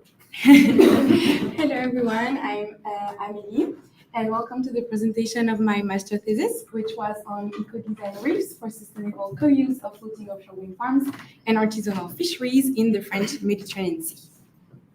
So I did my internship in Set1, which is a producer organization of fishers in Set. Actually, they have a different type of fishers that are members of the organization, but as you can see, they are mostly small-scale fishers. And part of these small-scale fishers, the most are targeting bluefin tuna, as the PO is managing 60% of the French bluefin tuna quota. This organization is missioning for product valorization, bycatch reduction, and sustainable fishing, which led them to the Fishwind project that was launched in 2025 in February when I arrived. And it's about innovating for fisheries, renewable energy, and marine biodiversity. This project was developed because, firstly, the Occitanese fishing fleet is the second largest after Bretagne in France, and it will be highly impacted in the following years by the implementation of floating offshore wind farms. You can see the zones here, and they will take about 10% of the whole Gulf of Lion area. This is the Gulf of Lion, and Set is around here. And in these zones, there's actually a lot of activity for bluefin tuna fisheries and trawling. So the goal of the Fishwind project is to reduce the conflict of use with the coactivity between artisanal fishers and floating offshore wind farms. And the second aim is to increase the biodiversity through eco-design structures. My internship really stood on the preliminary steps of the project, with understanding the impacts of floating offshore wind farms on the fisheries and the ecosystems, and suggesting solutions to these impacts through artificial reefs. So the objectives were really to tackle the challenges for small-scale fishers and marine ecosystems, because for a bit of context, this offshore wind farm will be implemented above the 12 nautical miles limit, so in about 100-meter depth on sandy, muddy seabed, where none structures have been implemented yet, or either artificial reefs. But there is a high pelagic migration path, which is explaining the high activity of bluefin tuna catch. And actually, the floating offshore wind farms, we know that they will act as fish attracting devices, as any other floating object that you put in the ocean. The problem is with attracting species and not providing nutrition, nursery grounds, or either shelter, it can lead to an ecological trap. This is the first big impact of this project. The second one is the loss of fishing grounds for the fishers and the pressure increasing on the zones remaining around the offshore wind farms.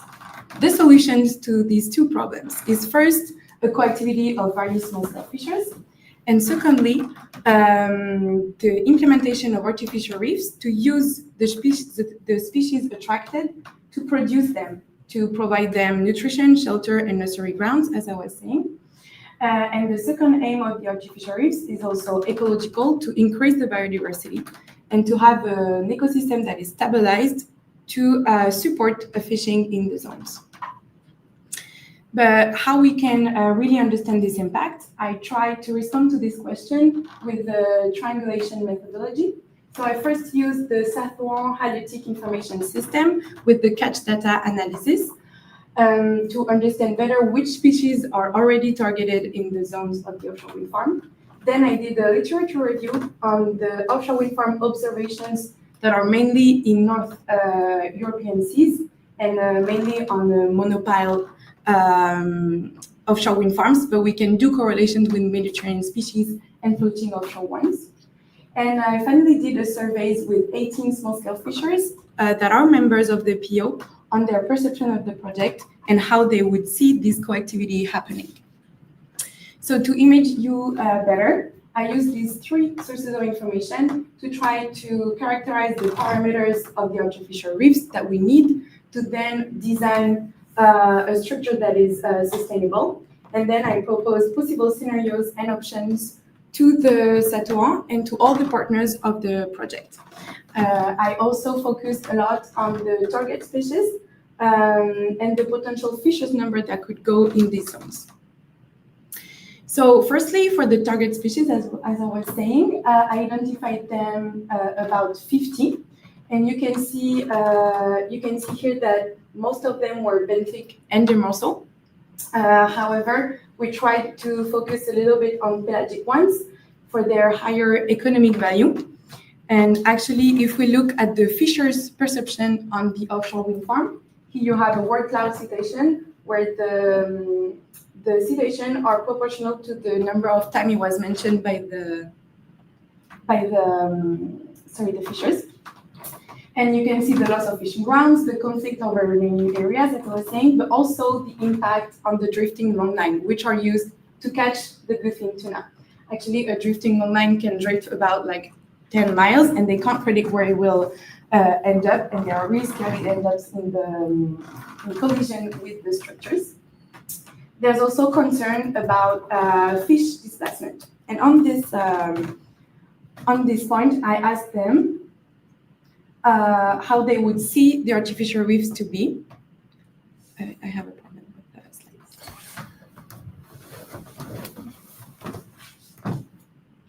Just pretend to push the button. Okay. And so they see the artificial reefs as a good compensation for this risk of fish displacement in the zones.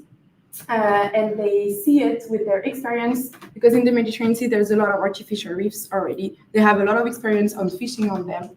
And I asked them how they would see it. And they see it under the wind turbine, tall and large, to reduce the risk of sedimentation.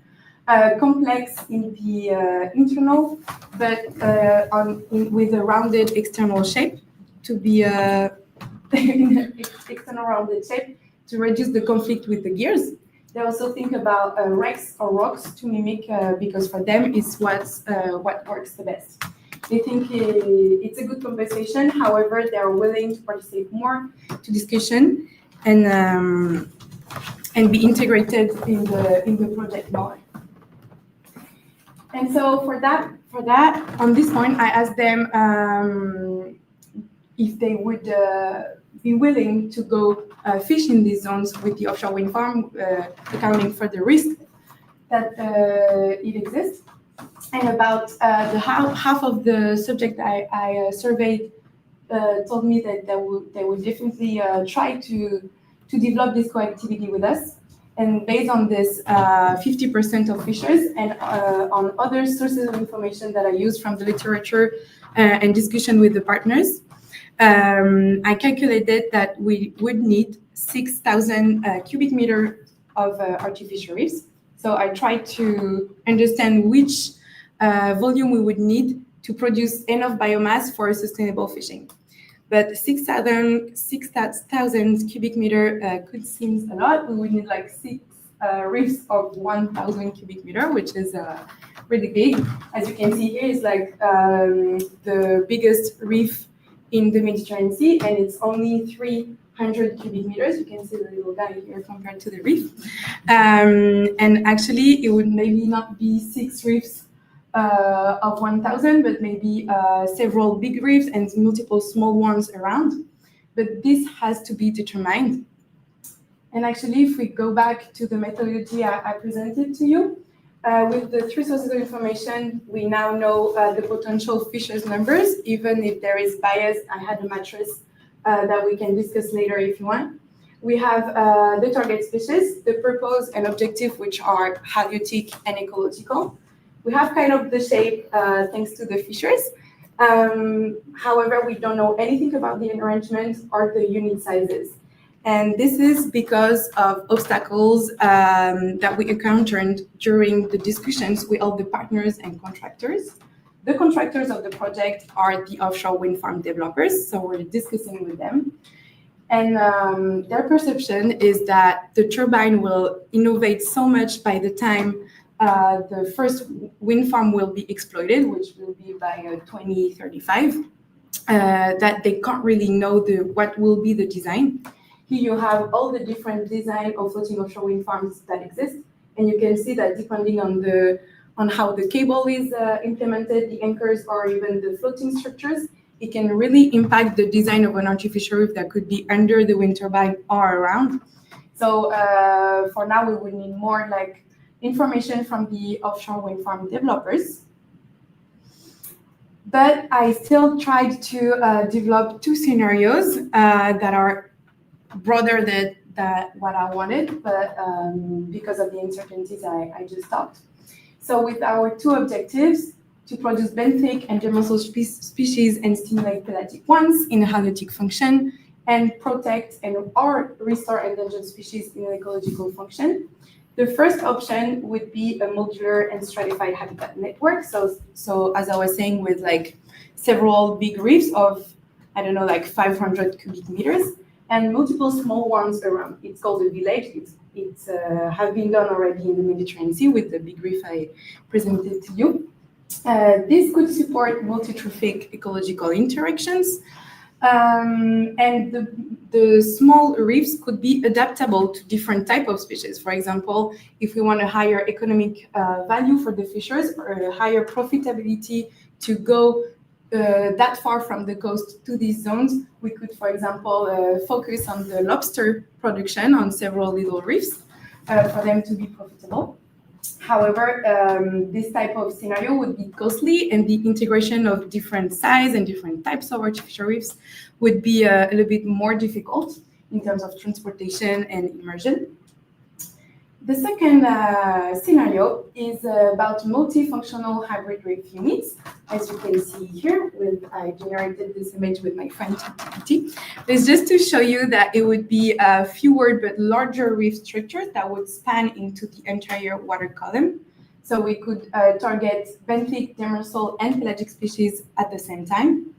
However, it would be less specific ecologically for certain species, but it will reduce drastically the logistical complexity and the deployment costs that are needed for that. So these scenarios needs to be improved, of course, and we need to fill first a knowledge gap that there is in the deep sea ecosystem of the Mediterranean Sea. We don't have much information on this. We don't have much information on the real floating offshore wind farms impact. We have information from the monopiles, from the North Seas, but it's different ecosystems. Also, we don't have enough governance and coordination incentives, as we don't know which type of fishers will be able to go in these zones. Will it be licenses and controls, or will it be only small-scale fishers? There's also a data limitation, because the data I used was really specific to the Satouan, and so the fishers that are member of the PO. We have also economic uncertainties. We need a benchmarking of all the artificial reefs that already exist compared to their efficiency. And finally, we really need to focus on the social aspect of this project. We need for outreach, and we need to build trust and participation with all the stakeholders, and particularly the fishers. So in conclusion, fishers are resilient. They're against the project, as you can guess. However, they are willing to adapt and to find ways to sustain their fishing activity. Artificial reefs can ensure this coactivity by stabilizing the ecosystem, this attraction-production problem. Also, we have technical, economic, and ecological uncertainties that remains, but there is a lot of side projects that can deal with that also. And there's institutional resistance. For example, several NGOs told us that adding artificialization to structures that are already artificial is a bit problematic. But we need to keep in mind that artificial reefs are one tool within a broader adaptive strategy, meaning that they are meant to compensate for a loss while thinking about conservation and the ecological problematics. And the success of this project requires collaboration, long monitoring, and transparent cost-benefit analysis that we're still missing. I want to thank Satouan for this great opportunity, all the fishers that were super nice with me, and thank you for your attention.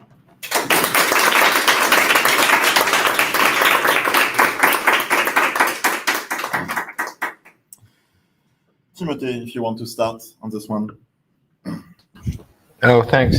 Okay, thank you very much, Amélie. And I had the opportunity to read your report, so hopefully I'll try to be a kind of like objective just on your presentation, but it's difficult.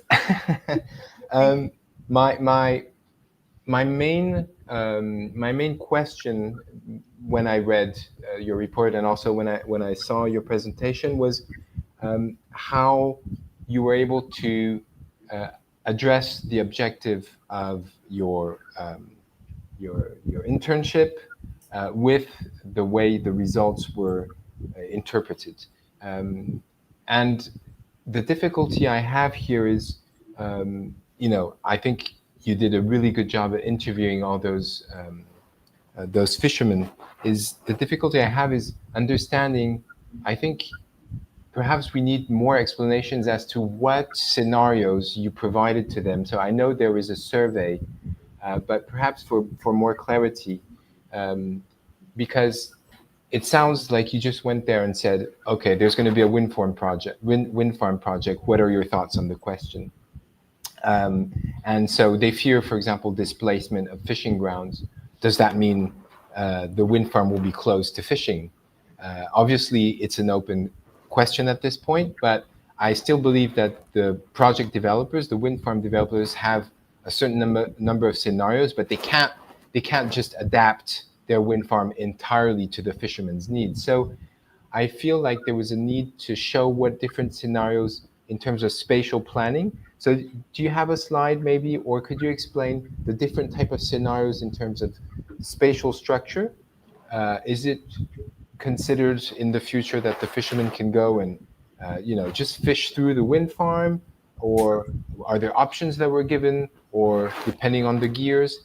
And so that's my first question. And my second one has to do with tuna fishing, because it seems to me that these particular fishermen are very keen on fishing bluefin tuna, which is a high value fish. Whereas the reefs are maybe going to be attracting another community of fish. So don't you believe there's going to be like two big categories of fishermen, or do they actually fish one type during one part of the year, and then they go on demersal fish at another time of the year? Okay, so you actually asked the question of everything. I didn't have the time to explain in the presentation. But so basically, for a bit of context, this project is the Fish Win 1. It's in two parts. And the first part of the project is to understand which are the obstacles and to try to respond to the questions that we have. And during my interviews, 80% of the fishers didn't know about the offshore wind farms, how many they will be. They didn't know how much it will impact their activity, and they were really surprised when I was explaining to them, okay, there will be like about 100 of turbines. It will be in these zones, about like this square kilometers, and they were really shocked. So then I tried to go with them and explain to them, try to see solutions for the co-activity. I showed them scenarios of marine spatial planning, of like a different arrangement of the turbines with the artificial reefs. But what I proposed, I suggested a lot because I didn't know anything about how turbines will be, and actually the developers don't know either how they will be arranged. But what we concluded is that the corridors would be the most suitable. So do big corridors between the line of turbines will be the most suitable. However, it's not the first question yet, even if it's really important. As I was saying, there's a lot of obstacles with the developers. So it's really something to tackle, but like for now, it's a bit early. Also, sorry, I'm trying to remember everything. Also, yeah, I wanted to say that there is 5 types of gears that are expected to work in the offshore wind farms. This summer, there will be tests to prove to the government that it's possible to deploy this type of gears and get them back on the boat in like a zone really restricted, like it would be in between 2 turbines. And for this, we have 5 types of gears. So it would be fixed net, bottom long line, traps and pots, fishing rod, which for sure would be accepted, and a small purseine for the pelagics. So this type of gears will be probably used. However, the test will be on these gears.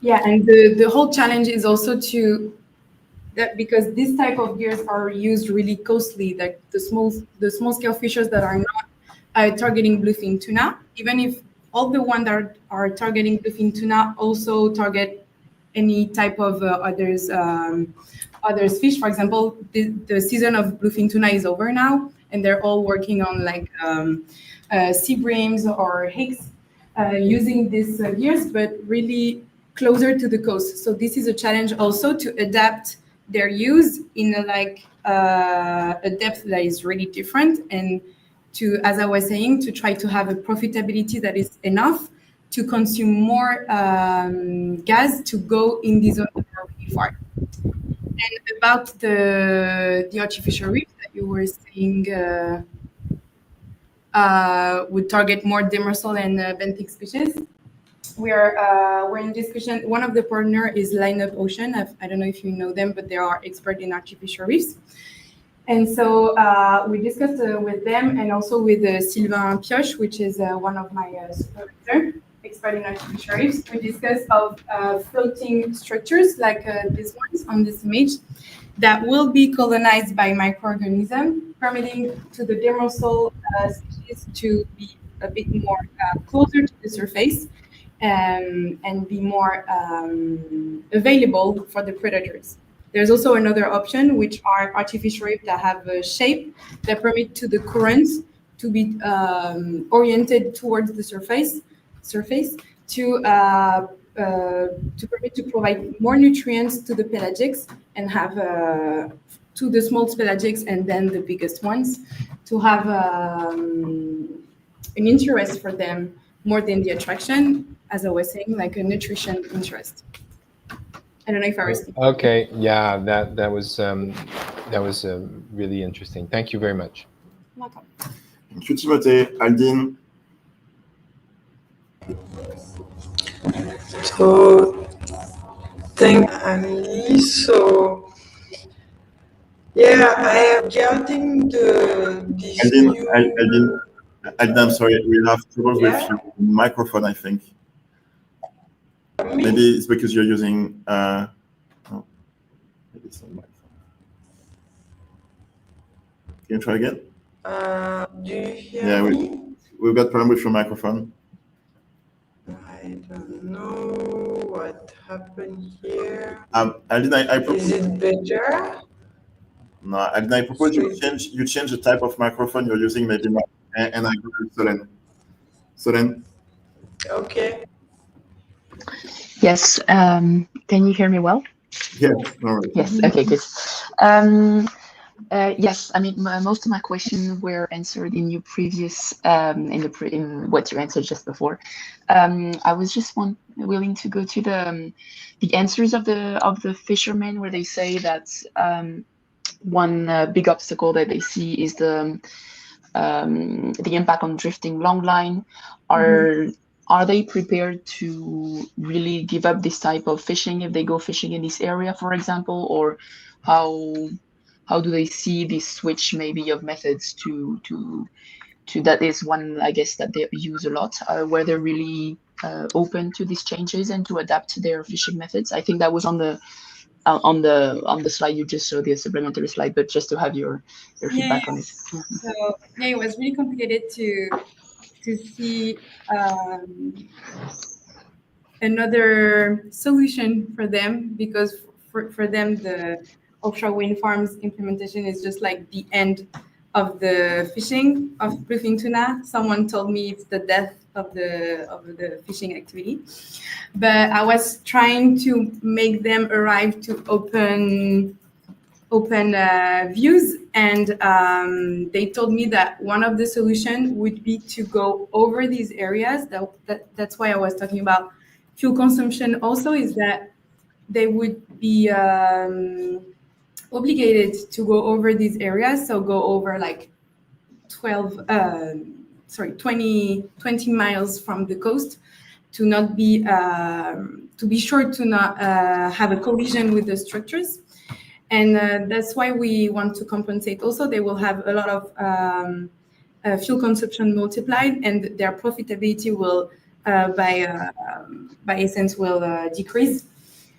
So that's also a big concern. We're also trying to find new ways of gears. Some fishers told me about the green stick. I don't know if you heard about it, but it's just like a really high rod with an anchor, and it's just like the boat is actually functioning, and you're just dragging an anchor with like a little squid fake squids to attract the bluefin tuna. So this would be just on lines. That's a solution that fishers told me. But I think the most suitable for them will be to go over these areas and to try to find new solutions for the profitability.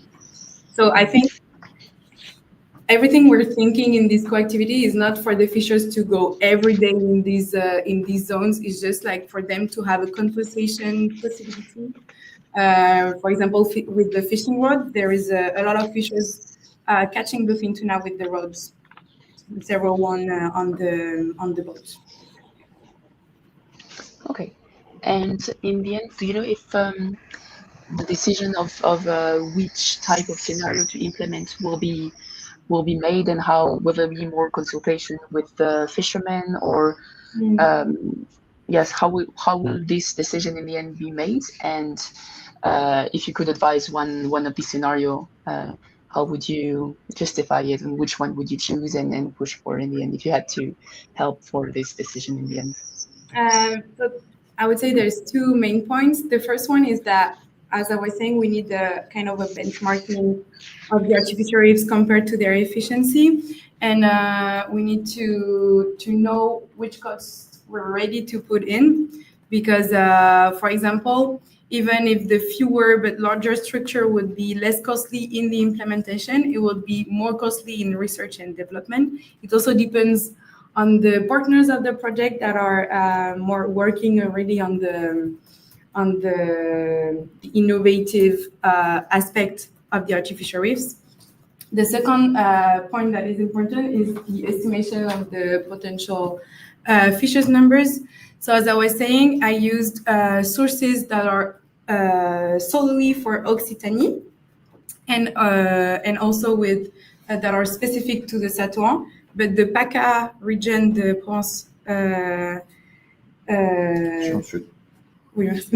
PACA region is also involved. The fishers from there will have the same problematics, and we don't have much information on how many the fishers are and which type of fisher had the minimum category to go that far from the coast. So from the Occitanie is about 61. That's why I estimated 30 fishers that would be likely to fish inside the wheat farms, because 50% of my surveyed fishers told me they would go in these fishing zones. But there's all the others sources and numbers are from Occitanie. So we have a lot of bias. That's why I did the matrix to have a range of what could be the volume needed. It's, as you can see, between 2,005 and 6,000 or even 9,000. So we need to target really better that. And this is actually the next step of the project, is to understand better this this community of small-scale fishers for the whole Gulf of Lion, which is complicated, but will probably be done. Okay. Okay, thank you. Thank you, Solène. So back with you, Aldine. Okay. Do you hear me? Yes. All good. Okay. Ah, bah non. No, we don't hear you anymore. It was good with your earphones. Try again. No. I hear you, but really little. No, just put back your earphones, I think. You hear me? And now is it better? Yeah. We'll try. Yeah. Yeah? Okay? Yeah. Okay. Okay, thank you so much. So I have just several concerns regarding the project itself. So yeah, regarding the fishermen, maybe you say it and I missed it, but regarding this new net, it's a huge investment. So who will help the fishermen to change their net, and who will train them to use new nets? Oh, which type of nets are you talking about? Because you were talking about the gear, the gear that that you can use to fish between. Yeah, you showed. So this one. So this different type of gear that allow to fish in really a restricted area. So this net, I think, require different technique of fishing, and also it's super costly. So how they envisage to help fishermen to adapt to such new strategy? Maybe I was not clear enough, and I'm sorry. All the fishers in the Mediterranean Sea, it's the particularity they have is that they use any type of gears. They have everything on their boat actually, and they are changing the type of their fishing according to the season, the dynamics of the population. So they already have all these type of gears. It's just the test that will be done is to show to the government that it's possible to do in restricted areas. That's all. Perfect. Okay, thank you. It's clear now.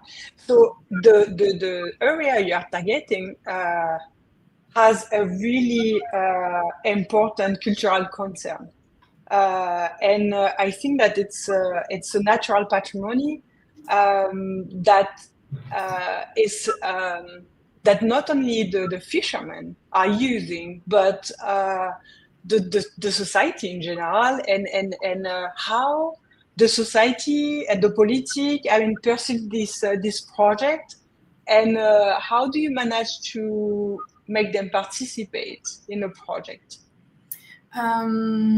So actually it's really before I was even aware of this project, but like there was public debates on how will be implemented this offshore wind farm. They chose the zones that I showed were much bigger at the beginning, and they chose specific zones with the fishers, with all the stakeholders and all the users of the sea to be in more specific areas where it will be impact the less, if we can say. And I read all the public debate, and the thing that remains the most in the conclusions of all the NGOs or all the other user of the sea is that the offshore wind farm developers are just telling, okay, this is mine for now. These zones in the sea is mine for now. And a lot of fishers told me like, okay, the sea is to no one, actually. We're using it and we know how to use it. And we have an equilibrium between all the type of fishing that exists, even with the trawlers. But however, they think that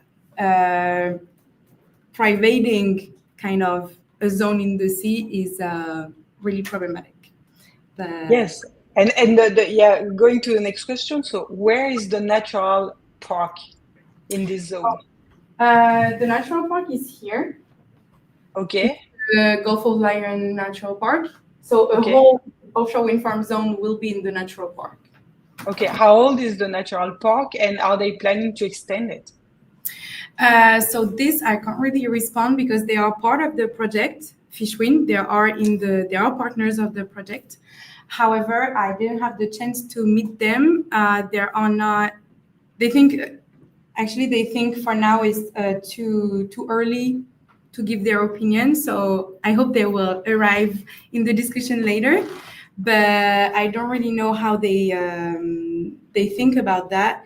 And for the year of the implementation of this park, I think it has been here for like since the 2000s, but I don't know how exactly. It should have been the first concern, I think, because people invest so much effort in managing the zone as a park, and probably the biodiversity also increase, and then the impact on the other zone, the outside the park, need to be accessed. So, and I think it will be the first things to do. So what do you think?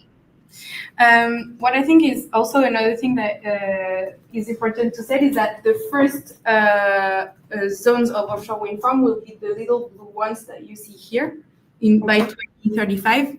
And this green zone in the park would be by 2050. So that's why they said it's a little bit early to talk about that, because there's still possibilities of negotiations. So I think they will be able to find a way to maybe implement less offshore, less turbine here than in other zones. However, I don't really know. Okay, my last question. Do you think the biodiversity protection is negotiable today? No, I mean negotiable for the developer of turbines, not Yeah, the. but But yeah, but okay, it's so yeah, I'm yeah surprised that yeah. not the offshore Remain developer. scientific. Thank you. Thank You're you. welcome. A few minutes for you guys. The technical questions. So from your project, you got a lot of like what would be the best for the fishermen for this co-activity. Yeah. And again, you said a lot that fishermen weren't able to talk to them. But from what you know of all of this, like how much do you expect that what the fishermen want will really be listened to? You know, like from just your experience, I guess. So I didn't talk about everything the fishers told me, but like I had at the end of each interview, I had an open question like, okay, do you have a comment? Do you want to add something? And but this time, this question, they would do like a big discussion of everything. And they all told me like, okay, I think that money compensation will be really better than a co-activity. I was like, yeah, for sure. Maybe it's not what will happen. But actually, so this will probably not happen. However, it's actually that the Satouan designed the project, and then we try to make the fishers participate, so they have a voice in the discussions. And for example, they're all willing to do the tests that will be done this summer in the little restricted areas. They're all willing to participate to okay, how will happen, and also for the scheme I presented to them of marine spatial planning with the different turbines and artificial reefs, I don't think they would be listened because a lot of them were saying we would need the turbines to be on the same depth. Like that we can put our gears along the turbines on the same depth because it's what they do usually. However, it will not be the case because the turbine, if you have the depth line like that, the turbine would be probably just decline because it's just referring to the wind direction, which is like mostly in this direction. So they will not listen that, for example. However, I think we can have discussion about corridors or maybe like restricted zone, like I don't know, little zone with artificial reef, which is not fished at all, and with the turbines around, that is like a reserve. A bit of a reserve effect. Like I think we have a lot to discuss, and they have a voice, I'm sure, and I'm trying to give them that voice. But yeah. I was just wondering for the area, the money that you need for the artificial reef to make that compensation. Could you use the structures of the wind turbines to sort of maximize the? Yeah, so that's another aspect of the project. So I worked strictly on the artificial reefs, but it's actually the title, as you see, is eco-design structures more than reefs. And so they're trying to think about adding structures directly on the turbines, such as like little tiles that are more complex than the flat floating structures. However, we talked with the developers and they are not super open to these solutions because for them, like they have the most engineer efficiency and less costly solution, and they don't want to modify it. But we have maybe an option for the cables, maybe put floating structures on the cables. But it's in discussion, as I was saying, it's super preliminary study. Next question. I really like when you connect all of this biology to the socioeconomic. I think it's very interesting. And you also took into consideration the fisher, and I feel like you know a lot about like what they said, and you took all of this time to explain it to them.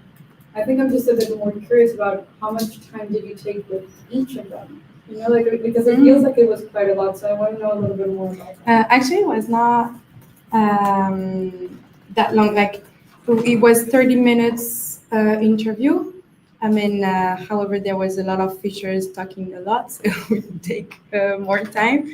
But more or less, it would be between 30 minutes and an hour, because some were like already aware of the project and like knew what they wanted to talk about. Like they were waiting for me to to know what they were saying. Other ones that were more like in discovery and more, as I was saying, some were really in a state of shock after what I was explaining. So they were more like, I don't know, like, so it was super short or super long. Yeah. So, yeah. Good. Thank you, Amélie. Thank you.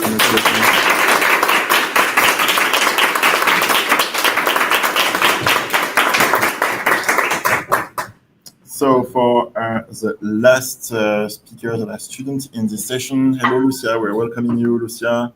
Hi. Can you hear me? Yes, I can hear you well. Can you hear me well? We don't hear you, however. Okay. Wait a second. Can you try again? Hello? Yes, it's good. Okay. Okay. Perfect. It's Lucia. So, Lucia, where are you? I'm in Bermuda. Yeah, this is not part of my internship, but I'm happy to have the opportunity. It's not holidays, Lucia. No, it's not holidays. I'm doing a research diving course. Okay, Lucia, you're ready on the sides. So I see I have the control here. I can just click in. Okay, I guess that will do. Let me put the timer. Thank you everyone for being there. I'm very excited to talk about my thesis, so I'll just go ahead with it. So we've all seen pictures of plankton, and we usually see the tiny crustaceans or the photosynthetic microorganisms. But in fact, fish have a part of their life cycle that they are part of the plankton. And these are the tiny larvae. So these are very interesting because they have super high mortality rates, and it depends on the species. It also depends on the authors, but it's mainly reported a 90 to 99% mortality rate.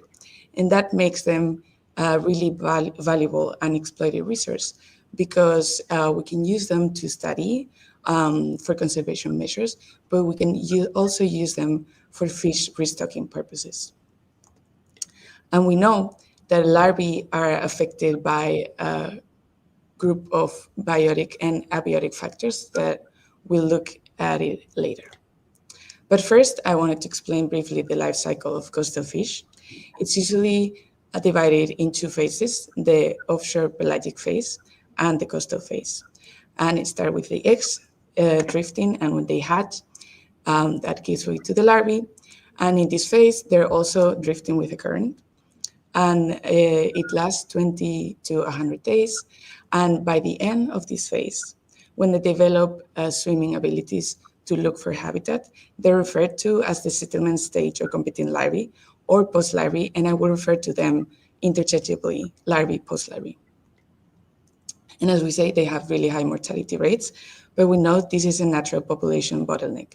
The problem is that because of anthropogenic pressures, this percentage is rising.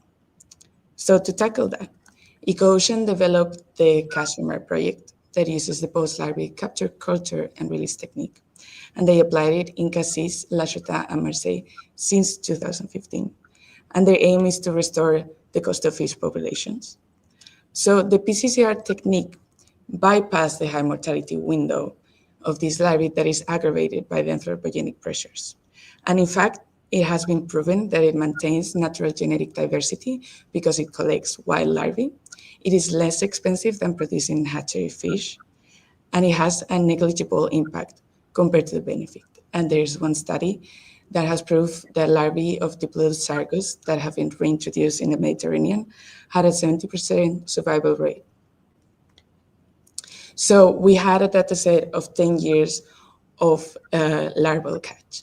So my job was to analyze if there were some spatial and temporal trends in these years within an environmental context.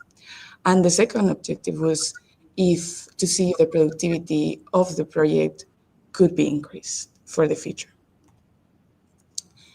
So the study took place in the Gulf of Lion, Northwestern Mediterranean, and the fishing happened in 3 different sites, Marseille, Cassis, and La Chota, that you can see in this bathymetric map. And all three sites have very different environmental characteristics, like for example, where they are located on the continental shelf, their exposure to wind, to currents, to temperature, but we'll see more about that later. So how does the PCCR works? We place the care light traps in the sea, and they're placed at sunset, and they picked up at dawn. They have a small mooring, and during the project, there was an average of 9 traps per night per site. So then these traps are collected, the larvae are counted, they're identified, and they're transported to this inland farm, and they're raised until they have a refuge size. It takes 4 to 6 months.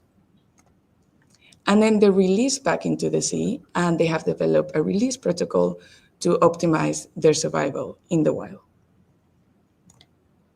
So the fishing happened from 2015 to 2024 with different sampling months, like we can see here. And for 2018, 2020, and 2024, it happened all year round. And for the sites, for Cassis, it was only the first 5 years. But for Marseille and La Chota, it was the full 10 years. So to see the change in larval abundance, we measured the catch per unit of effort because it was used in similar studies. And that is the sum of the post-larvae caught per night divided by the sum of traps used that night. And the CPU values and the species richness was analyzed across the years and across the sites separately. And the data analysis was performed in R, and we used non-parametric data.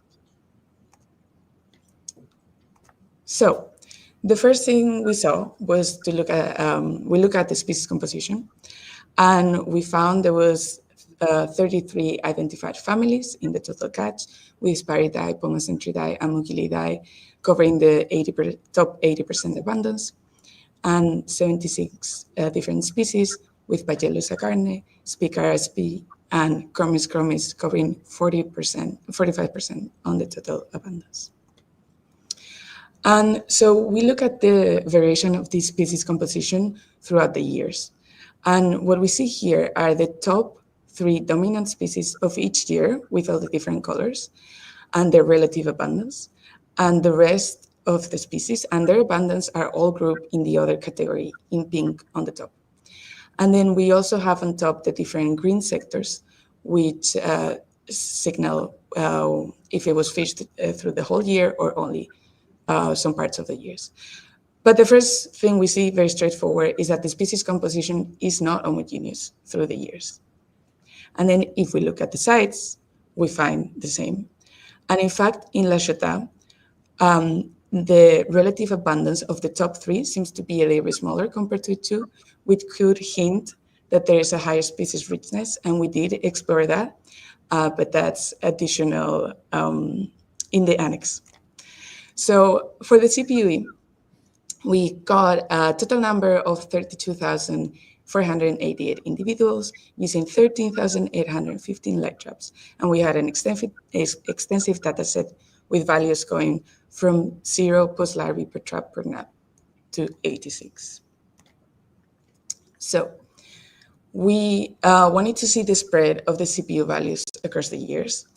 And the first thing we can notice is that generally speaking, there's a very low CPU values, since more than 80% of the values are under 3 CPU. And if you can see, the black bars are the medians. They're kind of stable, but the red dots are the means. And these go high because there are a lot of high catch events that pull the means high. There are variation between the years, but most importantly, there's no significant upward or downward trend from 2015 to 2024. So we explored further to see if there was variation type of seasonality across the months and across the years. And in this distribution, what we have are the CPU values. And in red, we have marked the month with the highest median CPUE of that year. So the first thing we see is that there is a bit of zigzag amongst the years, which can signify there's two main larval stamen seasons, one happening in spring, one happening in autumn. And we can also see that it seems to be shifting with time. So the most productive month could be delaying as the years go by. And to explore this a little bit more, we have these CPU ratios where we took the value of the monthly CPUE of 1 year and divided it by the CPUE of that year. So we can see that indeed in September, November, there seems to be a decrease in the ratio. December, a little bit of an increase. Nevertheless, none of the linear regressions in this graph are significant. What we can also see here is that in January, in February, March, and August, the ratios are very close to zero. So that means that these months don't contribute that much to the CPUE, to the yearly CPUE. And then if we look at the variation of CPUE per site, we have significantly different CPUE values for all the three sites. And in fact, La Chata is the place with the highest median CPUE. So in terms of the variation across the years, we did not identify an upward or downward trend or any pattern in the larval supply through the years, but we saw some random variation. This could be explained because there are booms of high larval supply. These are referred to as the sweepstakes effect, and it's really important because this is a theory that says that only a small portion of the reproductive adults support the whole population in the long term. And this has been observed in other studies in the Mediterranean. And then when we look at the different across the sites, we saw that La Chata is the most productive site, and it receives most high catch events. And we also mentioned that it has the highest species richness. Why could this be? Well, we've seen in other sites in the Mediterranean, also using the same light traps, that La Chata is the site that receives consistently high catches, and Marseille is the place with a low larval supply. The reasons are many, but we focus on some environmental drivers. For example, the geomorphological features, like I mentioned at the beginning. Marseille, as you can see, is located on a long plateau, while both Cassis and La Chata are very close to this underwater canyon in blue, the Casciomar Canyon. It could be producing upwelling, and it could be bringing more larvae to the coast. We also have currents. There is a north current coming from the Ligurian Sea on the east all the way to the Spanish coast. And we see that La Chata could be more exposed to this current compared to Marseille. But most interestingly, Marseille is located in an area where they have some of the strongest winds in the whole Mediterranean. As you can see, it's a very dark color. It's reported 10 meters per second of average. So these offshore winds could be transporting their larvae away from the coast. But of course, there's pollution and habitat destruction. And Marseille is a very frequented commercial port. And we know that the larvae actively choose suitable places to settle, which might not be Marseille. And all of these environmental factors could also explain why we have a very low CPUE value.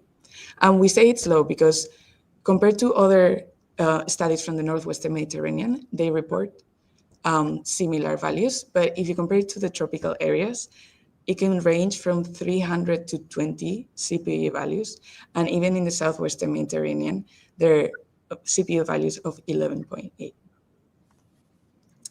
Nevertheless, even if these values are low, there are ecological benefits of the PCCR, because just taking this case study, if in the wild, the 32,488 post-larvae that we caught, if we apply the lowest range of mortality, there would be 3,248 expected larvae. But with a PCCR, And with a 40% mortality throughout the 10 years, we released 19,522 juveniles. And using the reported rate from this study, the 70%, that would be 30,665 fish that could survive. And that is 4 times more. So based on our results, how can we improve the PCCR productivity for the next years? We can improve the fishing effort if we target to the most productive months that we have identified. And we can also select new locations, and we can look at environmental characteristics, the human impact, exposure to currents, temperature, and other factors. But of course, there are also limitations. These assumptions are made with studies from only one fish species, and of course, the survival rate can vary. It's extremely difficult to measure success of the released juveniles. You have to track them across the sea. The light traps filter for phototactic larvae, so we might be missing out on some fish.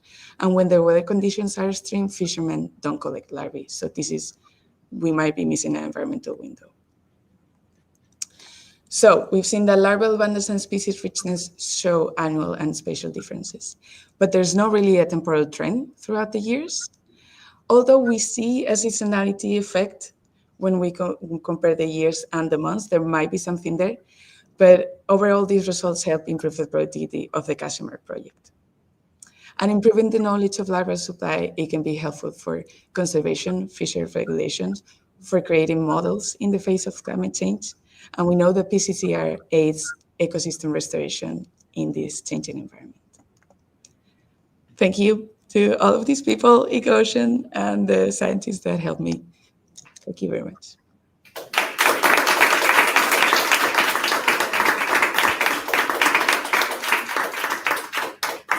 Oh, I don't have control anymore. Sorry, because I wanted to move the slides. No, keep it like that, no worries. So I'm going to come back.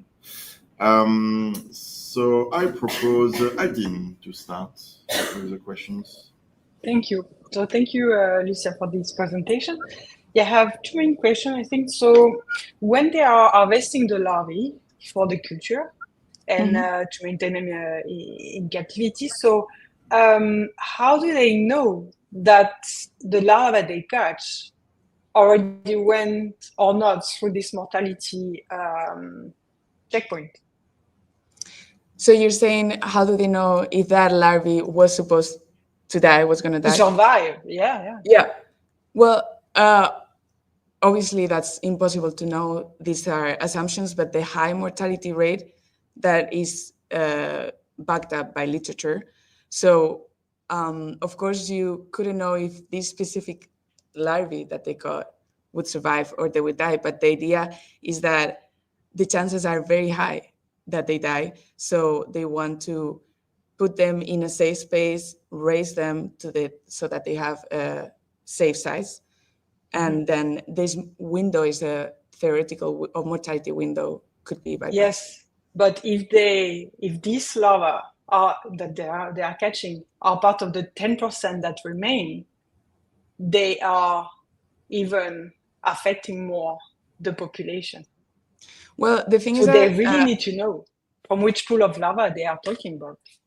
There are studies that say that the impact of the PCCR is negligible because even the amount of larvae they collect is very small compared to the larvae that actually come, because they're not there every single day.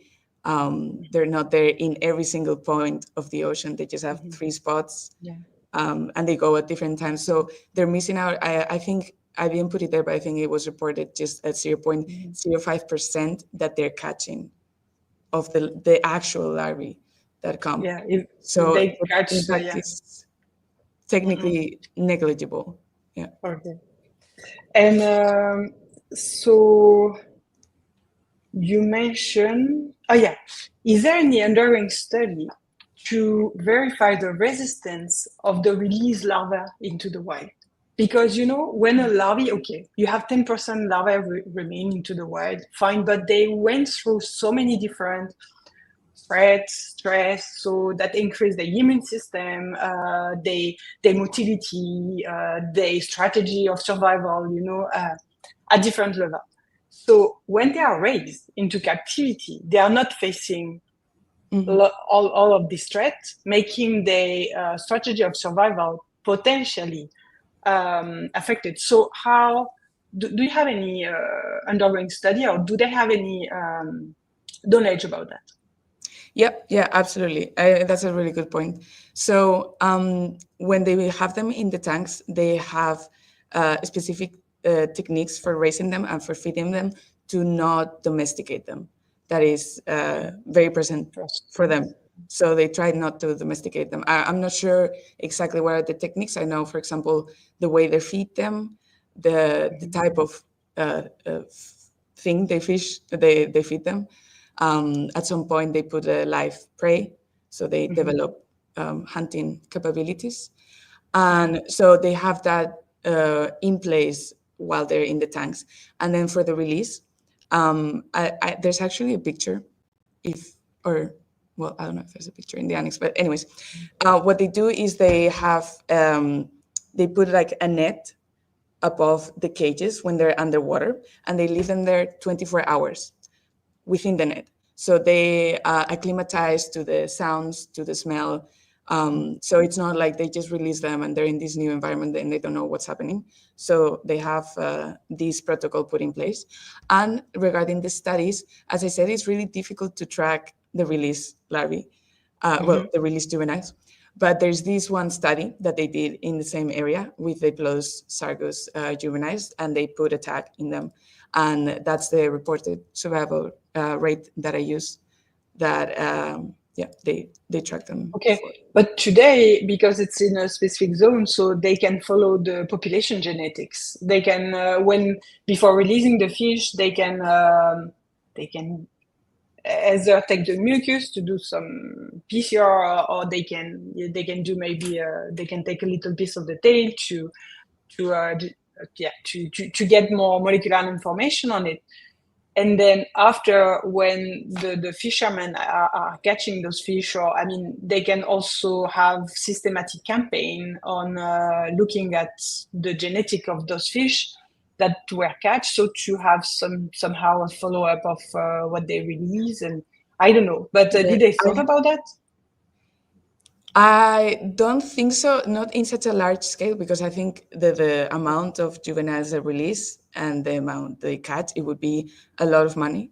It would also be a lot of effort, because the juveniles can swim wherever they want, and maybe they because go somewhere else. Because I mean, such strategy, I mean, it can be great and it can be really positive for the conservation, but I think there is a lot of gap in knowledge regarding such strategy that really need to be filled.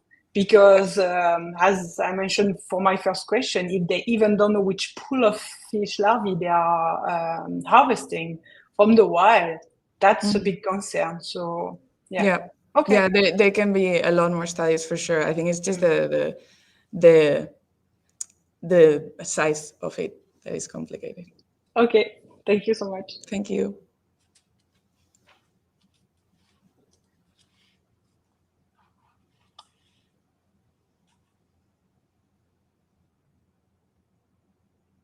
Thank you, Dean. Sorry, Solène, are you here? Solène, yes. Yes, thank you. I mean, I think my questions were quite similar. It was more if you see any other downside on the PCCR. Yes, that's the right abbreviation. Yes, PCCR. Other than not knowing the species that you catch, and what would be the biggest challenges and potential impact of scaling it up and actually implementing it. So that's quite similar to what Aline asked. But if you have any other example, what you think would be the impacts of scaling up this system? So one of the things we look at as well was the trophic function of the released juveniles, because they don't want to be releasing just a big amount of carnivores or a big amount of just one function.